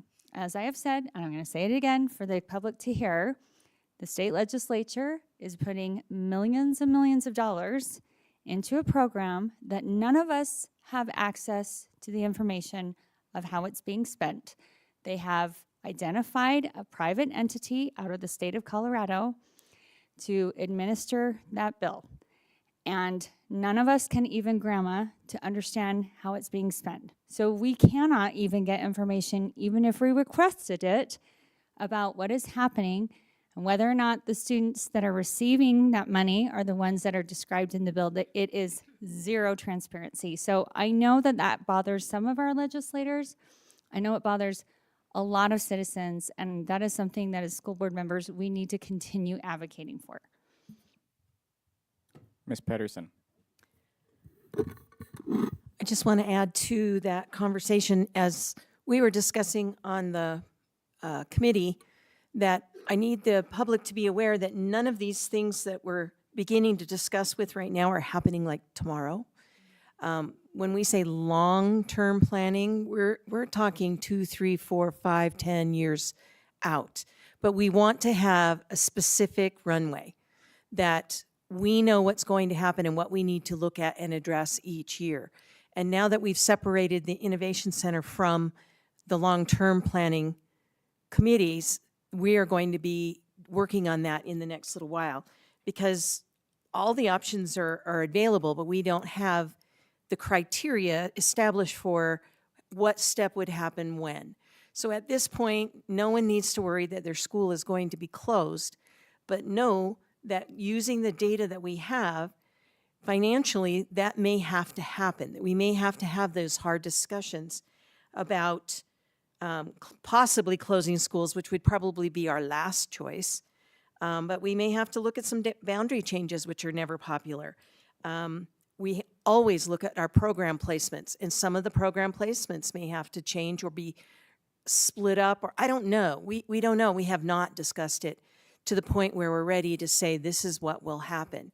But we are looking at that, and we're getting that information. I think just knowing the trends right now is enough information. I don't think we have to know this school got more and this school got less, because overall it boils down to pretty much the same trend.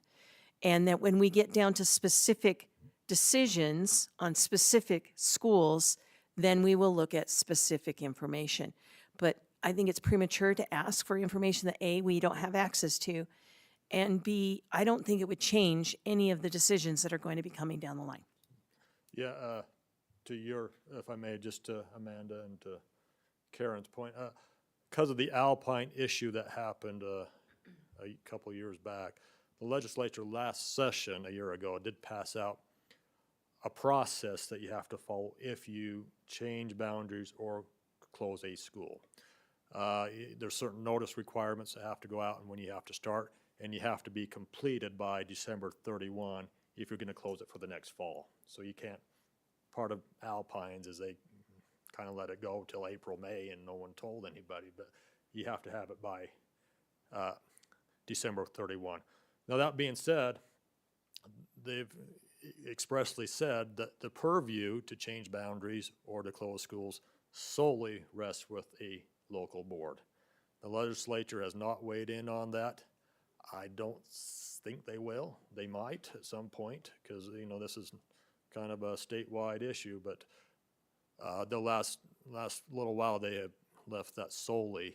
They have stayed out of that and made this clearly a local issue moving forward. They just set out the process of the dates you have to meet. Ms. Nybar.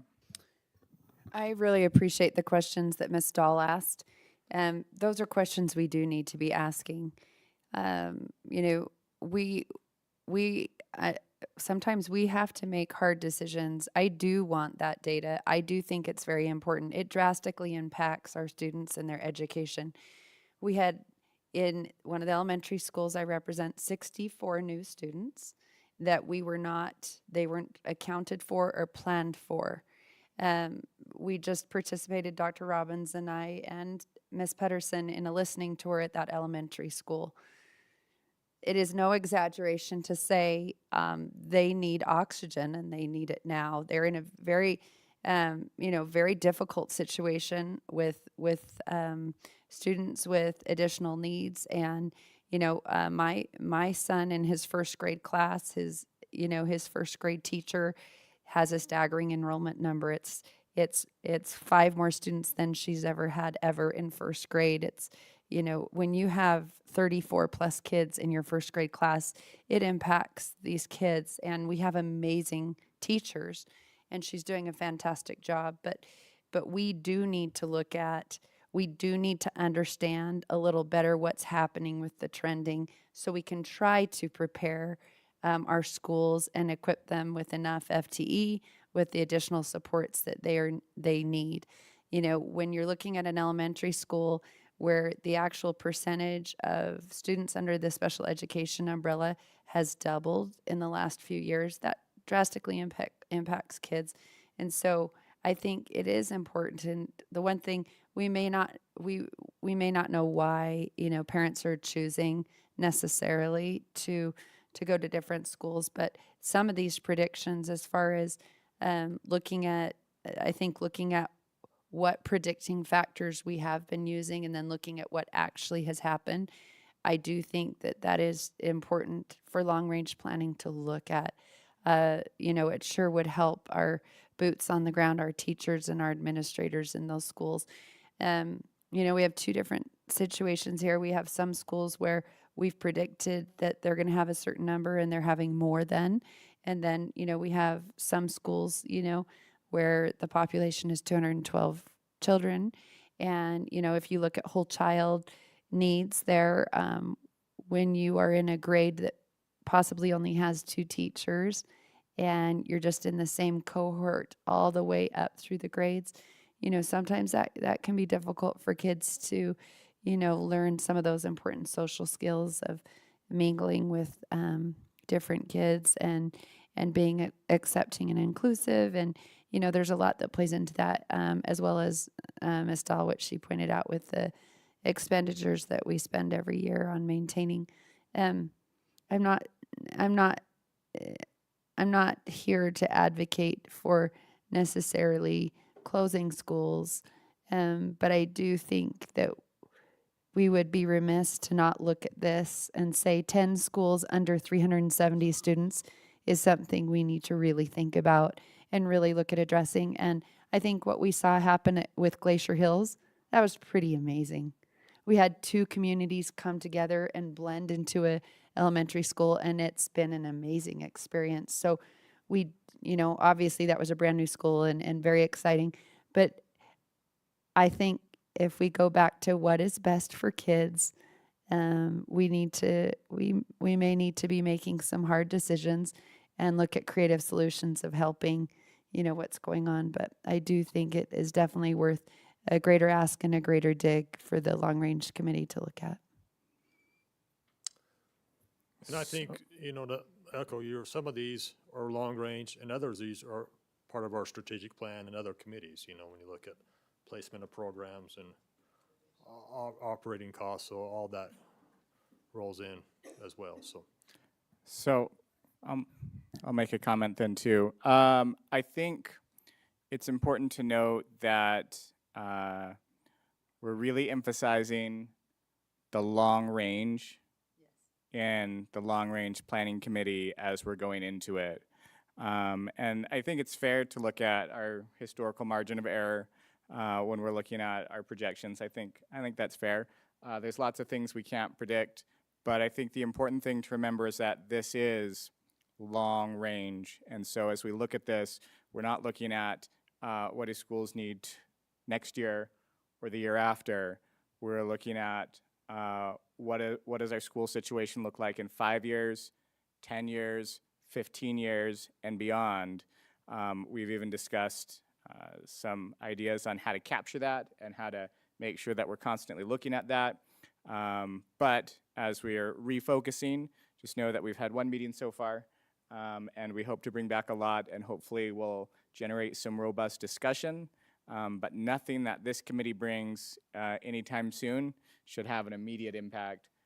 It'll have plenty of time for people to weigh in, not only other board members, but the public at large. Having been a parent in the Bellevue and then Glacier Hills community, it hits home to me when we talk about making big changes and to make sure that we do it correctly and to make sure that we're transparent about it and to make sure that the community understands what we're thinking and how we're proceeding. So, we can continue on. Having said that, I really appreciate that. And this is the only committee that really looks at the enrollments and predictions. And so it would be great if there's some further concerns or questions for making sure schools in the next year, if long range can refer it to operations or whatever committee, for future, for more shorter term. Okay. Any other? We'll switch back to a different topic here. Again, our outstanding bid debt, this is our GO bonds. Want to just emphasize, the red is from our bond election in 2010, or our blue is from our bond election in 2017, okay? So we've passed those two bonds. You can see, as I said, I'm just going to look at the current one right now, come back to the proposed later. But the current, it stays constant up through 2029, dips down in 2030, dips down in 2031, and there you can see it layer off till it goes. The idea would be, we build in a plan of how do we want to address this moving forward. Do we want to, as far as meeting the needs, the capital needs of the district? There's a couple options here. I'm going to come back to this slide here. Do we look at a general obligation election? Again, we passed two bonds in 2010, barely. That one was barely. That was just over 50%. In 2017, we passed a bond that was about 58%. Whenever you do a GO bond election, you have to do it with the general election in November. Part of borrowing money, though, is as you borrow or buy a house or something, you incur interest costs, and that can be a lot of money there. So with a bond, okay. The positive things is you can complete things a whole lot quicker. In 2010, it was a mandate from our community then that we fix some of the schools that Jordan had not, Jordan was chasing growth out west and not fixing the schools here, and there was a mandate that we start fixing the schools here from the community. And that's what we did, and when we passed that bond, we started Corner Canyon and Butler and Albion and Midvale Elementary all at the same time and got them going all at once. And same thing in 2017, Alta, Hillcrest, and Brighton going all at once. So that's a positive with a bond, but the offset is the interest cost. It should be noted that SJR2, Senate resolution, that's from the legislature, says that if they're making a proposal that to go to the voters and change the Constitution in November of 2026, that a bond election, instead of getting 50%, now has to get 60%. That should be noted that did pass the Senate today on its first reading. Again, how it goes with the Senate, the other two readings, and then the House, the governor, I don't know. Then how it goes with the voters, I don't know. When I listened to the committee, it was interesting. Most of the comments were against this proposal. They didn't want it put out there, but it still went through. So again, how that looks going forward, but that's something to consider if you have to try to pass a bond, getting 60% of the vote. That could be a challenge. Again, we haven't done that in the last two, but other districts, Salt Lake and Murray, this past November did. They did get over 60% in their bond elections. Another option is do what we call pay-as-you-go. You build up income, go build the building. A couple years later, build up more income, go build the building or do a major remodel or something like that, a pay-as-you-go. That's positive because you do not incur all the interest expense. The negative with down that is it just takes longer to build them out. You have to have a 10, 15-year plan there. You could also look at a combination of lease revenue bonds and a pay-as-you-go, kind of structure that out where you pay off these bonds in maybe 4 or 5 years, so you're not going out far and incurring a lot of interest expense that way, but gives you a little bit of leeway and getting some more projects going. As a committee, We looked at maybe a pay-as-you-go with the least revenue bond was probably the best, our option. We just don't know if we're ready for another GO bond election in the next 2 years or even longer, but that was our initial thoughts, unless Karen or Andrew thought differently, but that was our consideration as well. It should be noted that, you know, we've done a lot of buildings and they're in great shape now, but, you know, in another dozen years or so, I'm specifically looking at Corner, Butler, Midvale, Elementary, you know, they're gonna need some upgrades, you know, in 10 years, as far as like the roof, the HVAC, parking lots, flooring, things of that nature. So that's something that's also gonna be out there as far as maintaining the debt. So, you know, our proposal would be to keep it tax neutral to the taxpayers, is as this debt lowers off, we would increase our capital debt, again, keeping it neutral to the taxpayers, or maybe even a little bit lower, if you will, and then use that money for ongoing expenses, and every 2 or 3 years, look at building a building or doing lease revenue bonds and going out there that way. That would require you, though, to build out some plan that's over 10, 12, 15 years, and, you know, future boards could adjust it as needed, but that's what we were looking at there. So, again, that's just high level, looking at the, you know, as we still have a few more years of this higher debt, but looking at options longer term. One option that we'd like to, switching gears here, is we do have bonds that we issued in 2015 that are now eligible to what we call refunding, similar to a home refinance. We've done this 3 different times in the past, in the last couple of years, those of you who have been with us. It's where you just refund a bond or refinance a bond for lower interest rates. What our option would be here is looking at, again, this possible refunding structure, is we would take the last 2 years off, those red lines there in 2032 and 33, and move them forward and pay them in 2030 and 2031, okay? The net effect of that is that shortening that time frame saves us about $850,000 in interest cost, depending on interest rates. We ran the numbers right after the holiday break. It was $800,000. A couple weeks back, it was gone up to $850,000. So it's going to be what rates are when you hit the market. You still have closing costs there, but still a savings. You know, a decent amount of savings there. As I said, it would complete that 2010 bond 2 years earlier. It does provide you more flexibility in 2032. You can see a bigger drop off there in your debt starting in 2032 with that. The con would be you would not have as much drop off in 2031 and 2030 and 2031 doing this route. But that all being said, it seemed to be the committee, I'm gonna correct me if I'm wrong, that we do go ahead and look at this proposal. This would be, if we want to go with this, we'd have to bring it back to the board, as you've done in the past whenever we issue bonds, usually 2 readings, approve of parameters, and then we'd go to the market. We could probably accomplish it by April or May is the time frame on that. So there's one thing that we want to put out there as well moving forward. The next thing, again, on our agenda to look at is the whole thing, and that is, the next thing is building conditions of these, mainly these elementaries that haven't been rebuilt, the capacity, then the small capital process and needs of these going forward, and what we can do to make sure we keep them going, because, you know, again, this is a long-term process. We got to keep these buildings going. Our new ones are in great shape. They're good for several years, but some of these smaller ones, these other elementaries, got to make sure the parking lots, roofs, HVAC, all those issues there.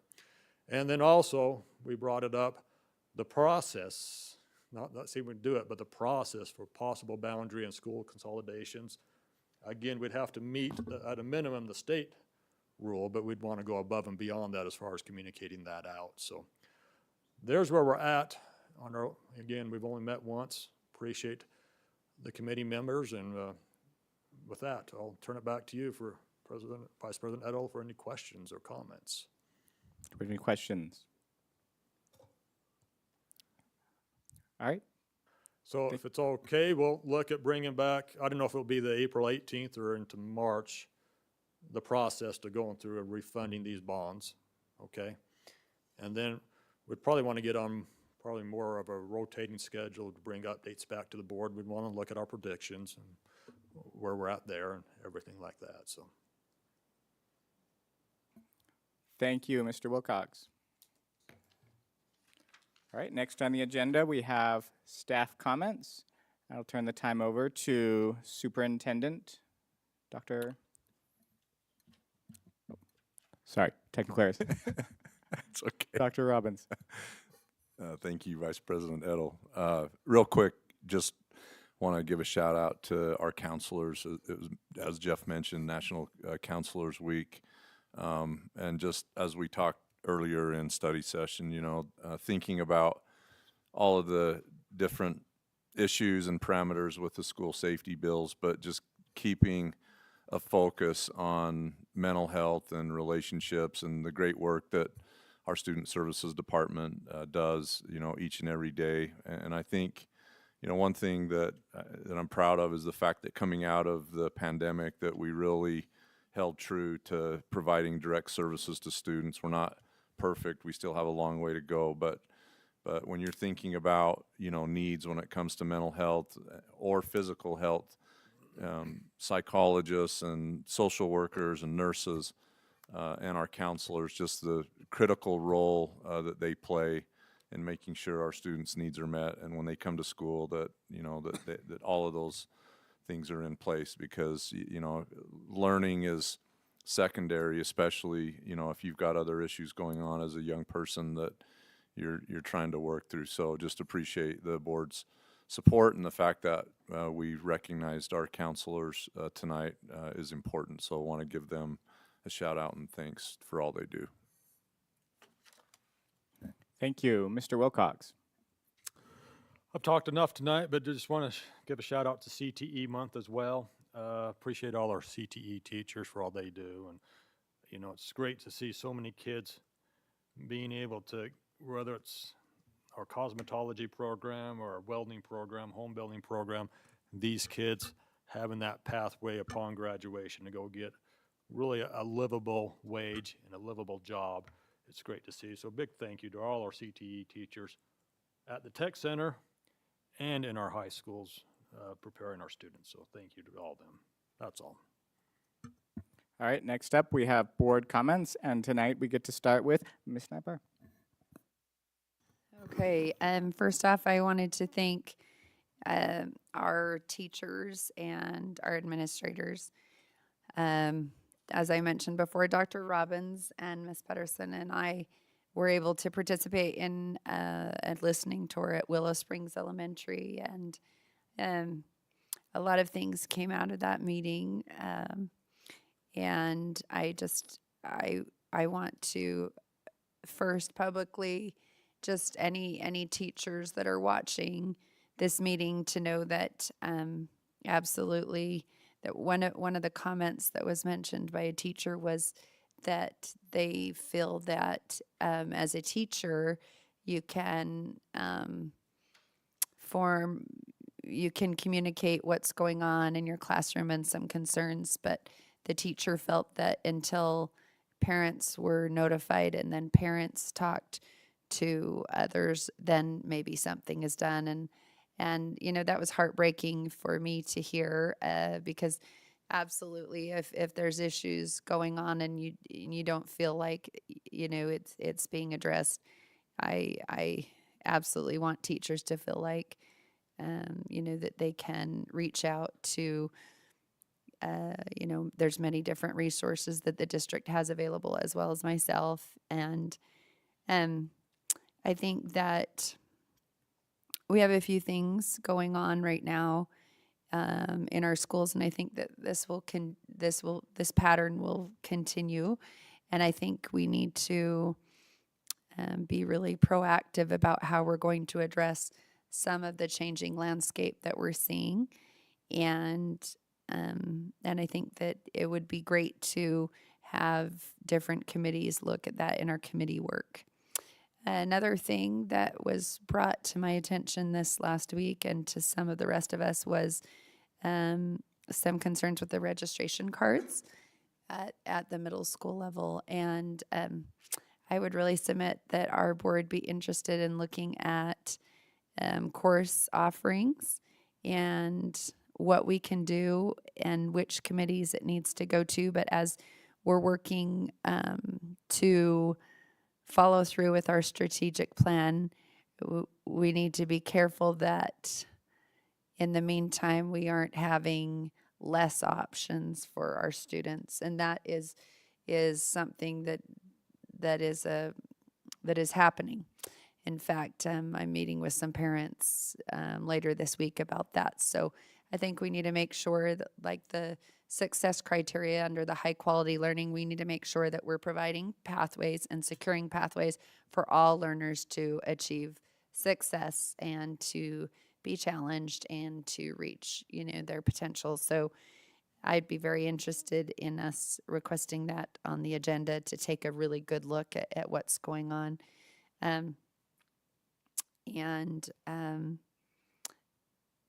Another thought that I have is that I've been thinking a lot about strategic enrollment. I really appreciate the work that Kirsten and Jeff have done.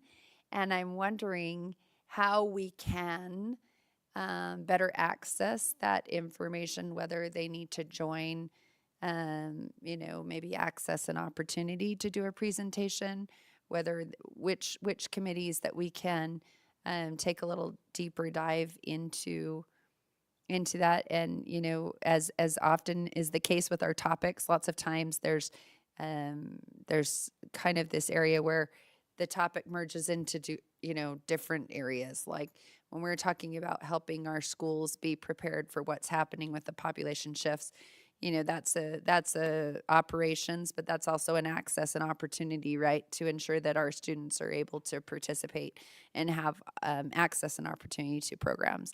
And so I think that goes hand in hand with strategic enrollment. I see there's a few different committees that we could really benefit from hearing a little more about the work that you've done there. And I'm very, very interested in that. Just as an aside, clearly, as Amanda pointed out, it's very difficult with the Utah Fits All Scholarship not being able to have the transparency to see exactly what's happening there. And I have been now, in our private orthodontic practices for 13 years, and there for sure, certainly, I am seeing a difference in fluctuation as far as, we have a lot of adults, but mainly this is, a lot of adolescents and children that are getting braces, and to see the difference of how many students are coming in uniforms or from private schools or from charter schools or a different alternative choice than the public school. And we can see that trending in different respects. And so I think we just need to be very careful. We need to protect the pathways. We need to make sure that we're doing a good job of listening to parents as far as, hey, I don't really feel like my students' needs are being met with maybe it's the course offerings we have. Back when Wendy Dow was here and chairing a committee, we were really looking at pre-AP classes and other programs to get kids involved at an earlier level for some advanced course offerings. And I think that we would really benefit to look at that a little more further. So I request that other board members consider that for a future agenda. And I'm just very grateful for all the great work that's being done.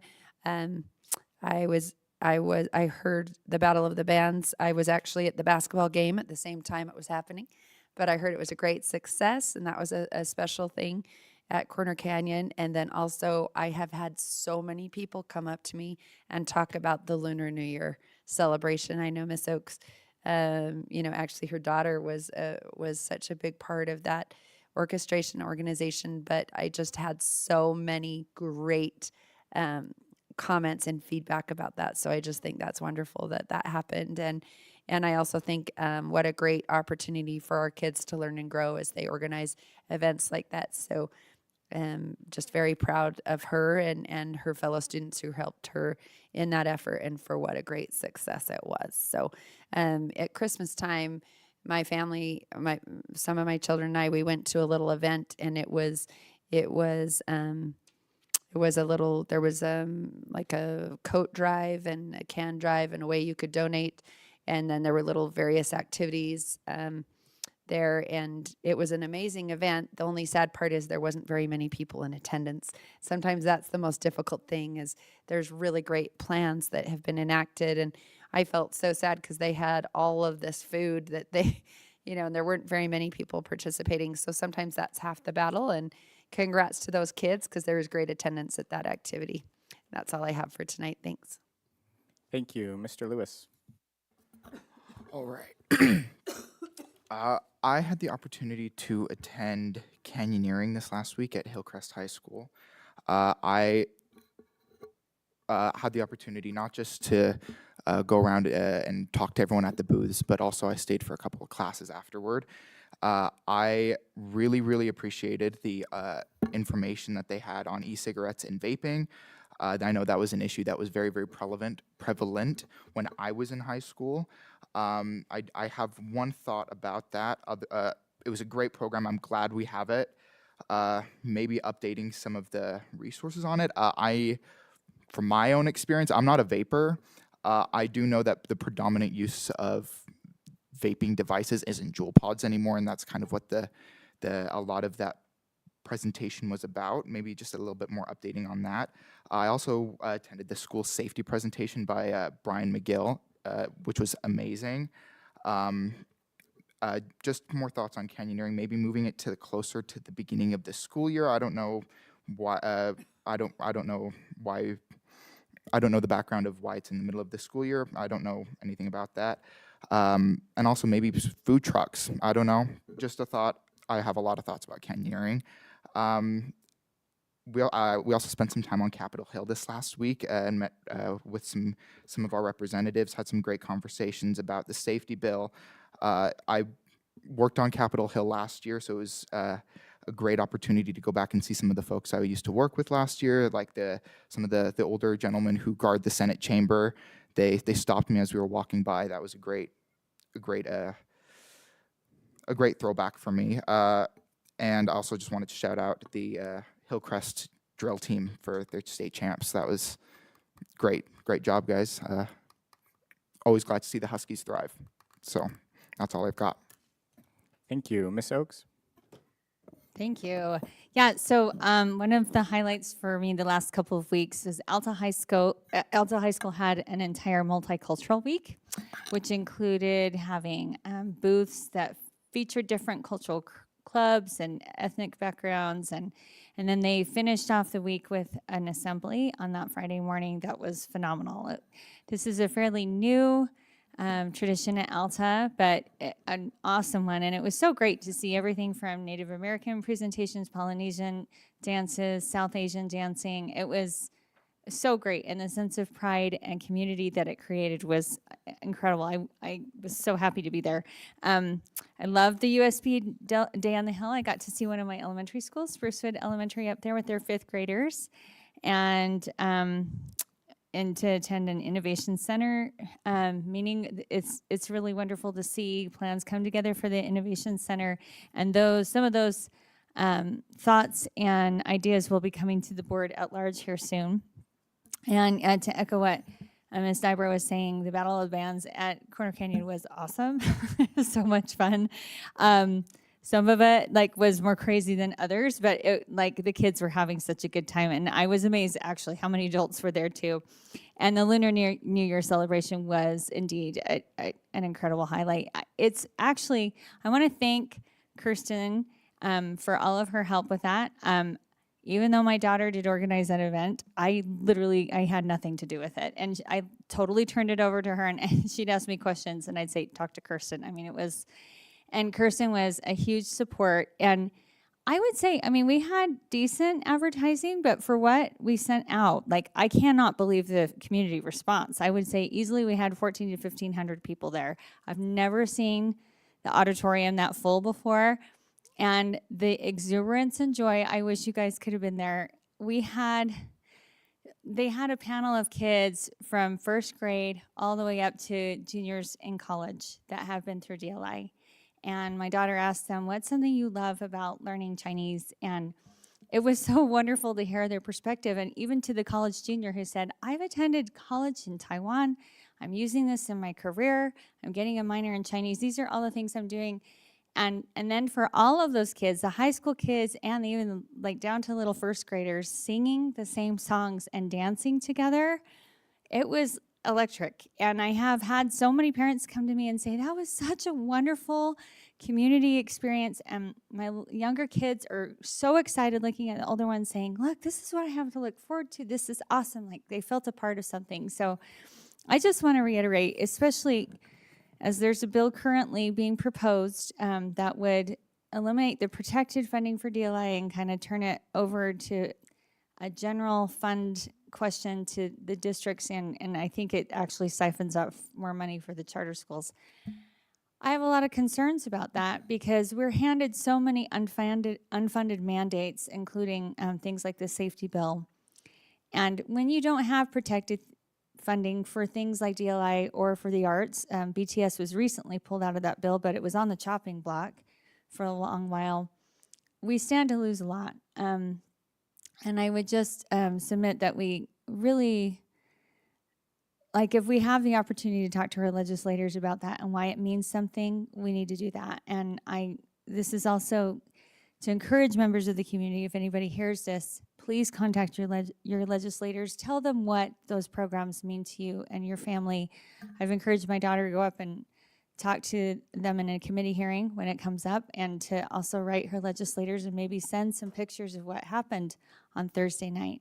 It's pretty palpable example of how powerful some of these programs can be for our kids and our communities and families. So anyway, thank you so much. Thank you, Ms. Daly. First of all, I want to start by thanking our teachers, our admin, our facilities workers, our support staff. Thank you for what you do. Some days your job may feel very thankless, but what you're doing is critical in the lives of our students. And so we just want you to know that we appreciate all the work you're doing each and every day.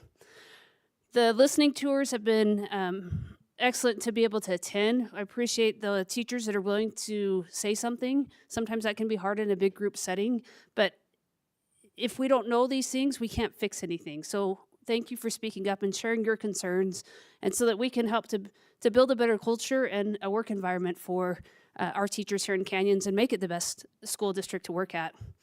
The USBA Day on the Hill was excellent to be able to meet with some of our legislatures.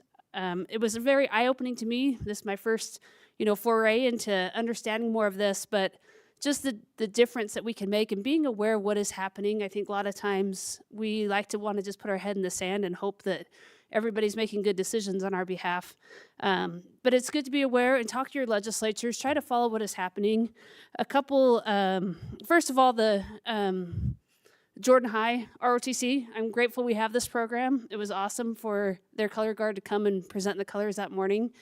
And just the ROTC program is great. I'm a military child. I grew up living all over the world on military bases. And so having these programs that teach leadership to our students and also provide more experience with the military and a path to going to serve in the military is excellent. And so I'm glad that we've started this program at Jordan High this year. But back to talking about some bills to be aware of, especially we've got the school safety bill that passed last year. It's up for amendments this year. It's HB 40. And to be aware of a couple of things that it's really pushing is bullet-resistant film on windows and the Guardian program. And I think a lot of our public is not aware of these things, and the research doesn't back these as really preventing school safety. We really want our safe schools. We want our kids to be protected, but let's do it by research-backed methods. As Superintendent Robbins talked to, the research shows putting a lot more mental health supports in, supporting these kids. It's not these, hardening our schools that are really making the difference. And the legislature wants to spend millions upon millions of dollars on things that then have to be replaced again in 5 years. And it's not showing that's actually preventing any or making our schools more safe. And so be aware of that. Talk to your legislatures. Let's fund research-backed programs that are going to keep our students more safe. Thank you, Ms. Pedersen. Okay. I represent our board at the USBA, Utah School Boards Association. And I wanted to share with our newer members of the board and to let our board know that in USBA, we are currently working on a new version of the superintendent's yearly evaluation. Every year we evaluate, we could do iPops, I know, we'll just pop in. Criteria, yeah, it's not on the list, but they have a yearly, and our financial administrator does as well.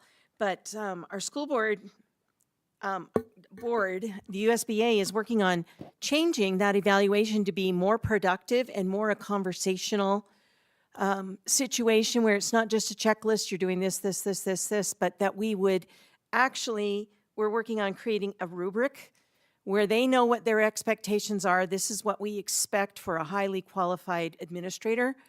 And then we'd have different scenarios on if you did this much, you'd get a 4, and if you do this much, you get a 3. And that they would know in advance. Sometimes I hate evaluations where you really don't know what they're looking for, but then they'll tell you afterwards, and now you're going, great, that's a little too late. So I wanted to let them know that we will have a rubric probably ready for our evaluations this spring. Salt Lake City District has been piloting a rubric system, and it's has questions, and it's so much shorter. Normally, there's 29 questions that we have to check for the evaluation, and this one would drop down to like 15. But it has better explanations of what we're really looking for. And then the nicest part of all is the superintendent gives themselves a grade, plus there's a space where we can comment on all the positives that we see or any concerns that we can see. So I think it's going to facilitate better conversations between the board and our leadership so that we are all working for the same goal, and if we're not working completely correctly, that we can make those adjustments in a positive way.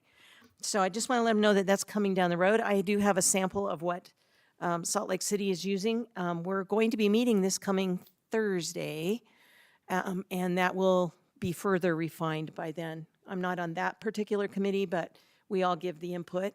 So I think that's an exciting thing to see coming up in USBA. I also wanted to clarify, just because I have had a parent call me about, in parent meetings for our spring sports, they've been complaining about, the coaches have been complaining about the reduction of fees and about the fees that they're asking our parents to pay. And they're blaming all of it on the district. And I just want to make it clear to them that we're not the ones that are trying to slash programs because we don't have the fees to run them. It's the legislature. And that we simply have laws that are passed that cause us to have to make accommodations because there's no funding.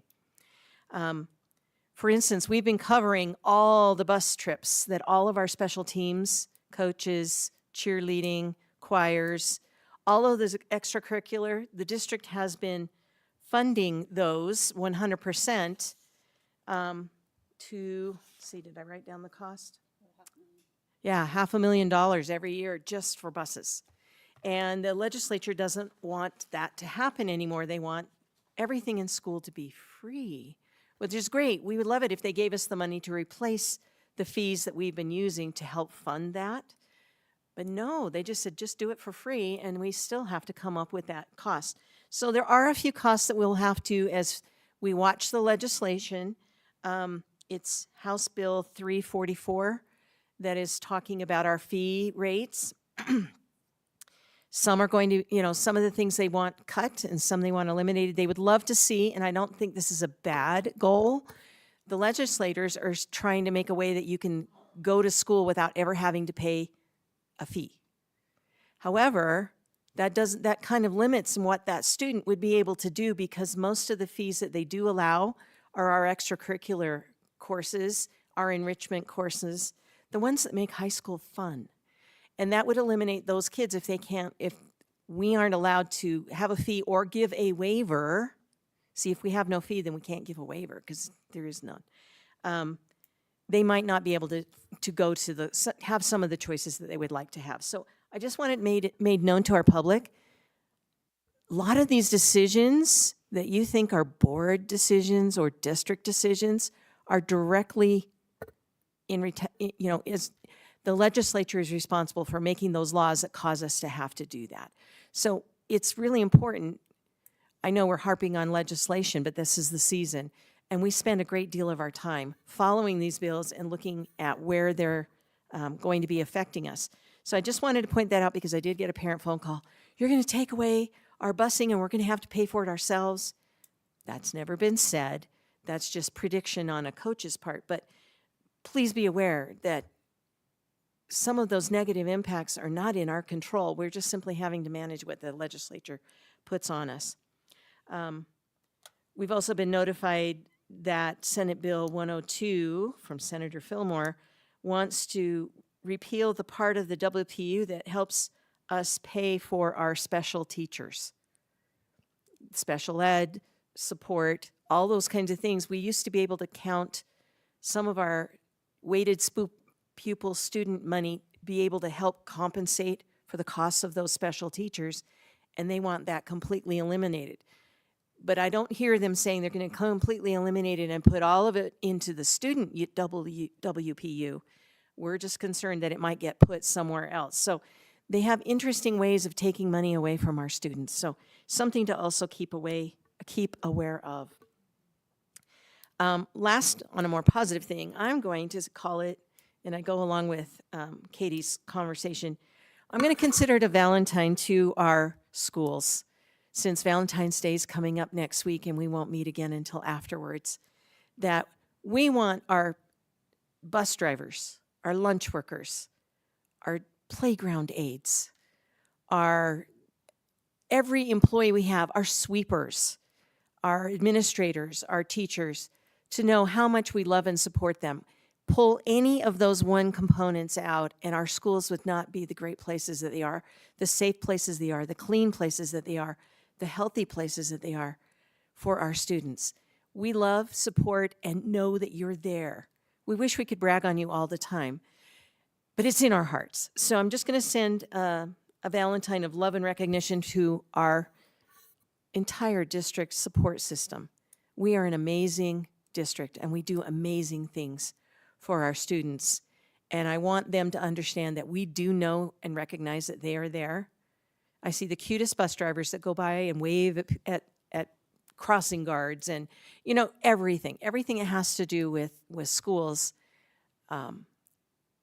is all for our students, and we love and appreciate what they do. So thank you.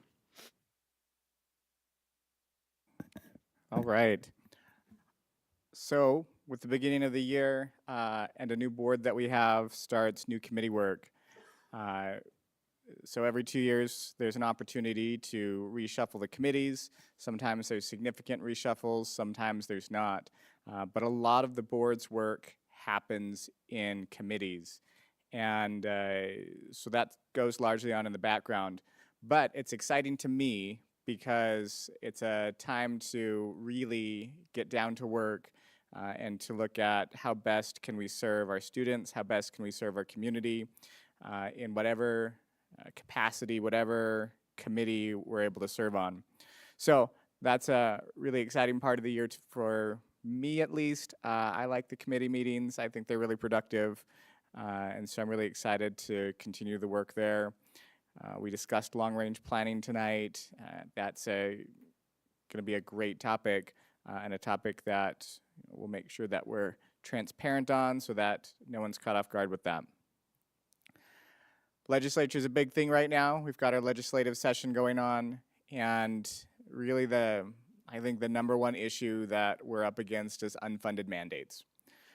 And it's interesting because the state for many years has complained about unfunded mandates from the federal government, but the state has absolutely no issues sending down unfunded mandates to the school districts. And they do it time and time again. The school safety bill's been brought up as a great example of that. I think every single one of us is absolutely 100% committed to school safety. But do we need bullet-resistant film on the outside of the fourth floor windows at Hillcrest High School. That is a gross waste of resources. It's been mentioned before that the school safety bill passed last year, which is being updated this year with some minor technical changes. It doesn't hit the core for school safety, and it's got a lot of things in it that are good, but then it's got a lot of things that are pretty wasteful. Where they came from, I can only speculate. But they're not grounded in science. They're not grounded on information we have in the past. They're not grounded in reality. I feel like they're grounded on special interest lobbies, and I feel like they're grounded, quite honestly, in action movies.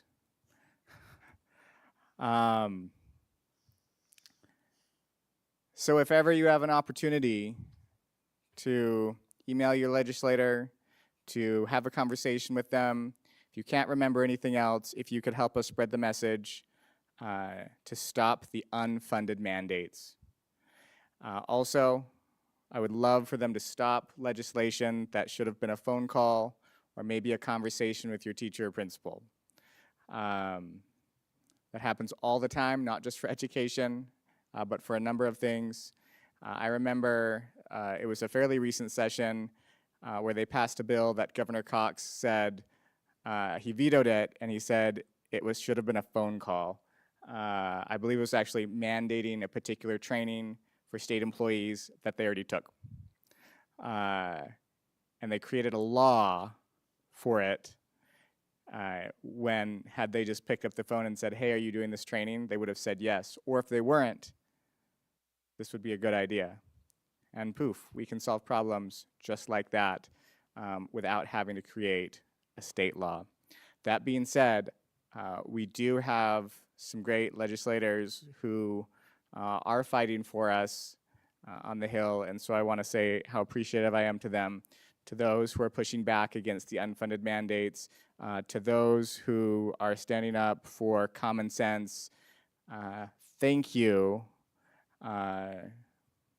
We appreciate it, each and every one of us. I did go to the USBA Day on the Hill with several others, and that was a great opportunity to speak with our legislators.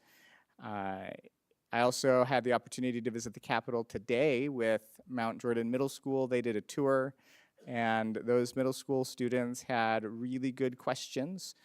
They got to speak with two of our representatives and one of our state senators, and they had a lot of great questions. Some of them pretty pointed, pretty relevant to the education landscape. Some others equally as important, but maybe not as important to education, such as, does pineapple belong on pizza? Which our legislators had some pretty strong opinions on. But special thanks to the PTA who organized that, and also special thanks to Charlie Evans, Susan Edwards, and her team for helping to facilitate that, as well as the legislative interns. I look forward to continuing our committee work, and anyone who has questions about what we're doing, about the committee work, about how I can help, if you just have questions in general, don't hesitate to reach out. I had one constituent, okay, it's my 9-year-old son, who had a question on why can't they shovel the blacktop on the playgrounds? And it was a really important issue to him. He passed that up, I think, to the playground aide, who said, because it's district policy, that we're not allowed to do that. And let me tell you, I heard an earful about what a dumb district policy that was. So from my end, I asked the question, well, why can't we shovel the snow on the blacktop? And the answer is, because then it creates big piles of ice, which become dangerous, and they never melt. I explained that to him, and he thought that that was an absolutely acceptable answer that made total sense. And I say that because I think there's a lot of questions and a lot of things out there that maybe they don't make sense at a glance. So ask the question. We're all here for you. as elected officials, we're responsive. We've got a really fantastic board right now that wants to hear from you, that wants to help get your questions answered. Because if you hear something that just sounds so crazy, well, ask about it. Let's have a conversation. So with that, the work of the board is finished, and I adjourn this meeting.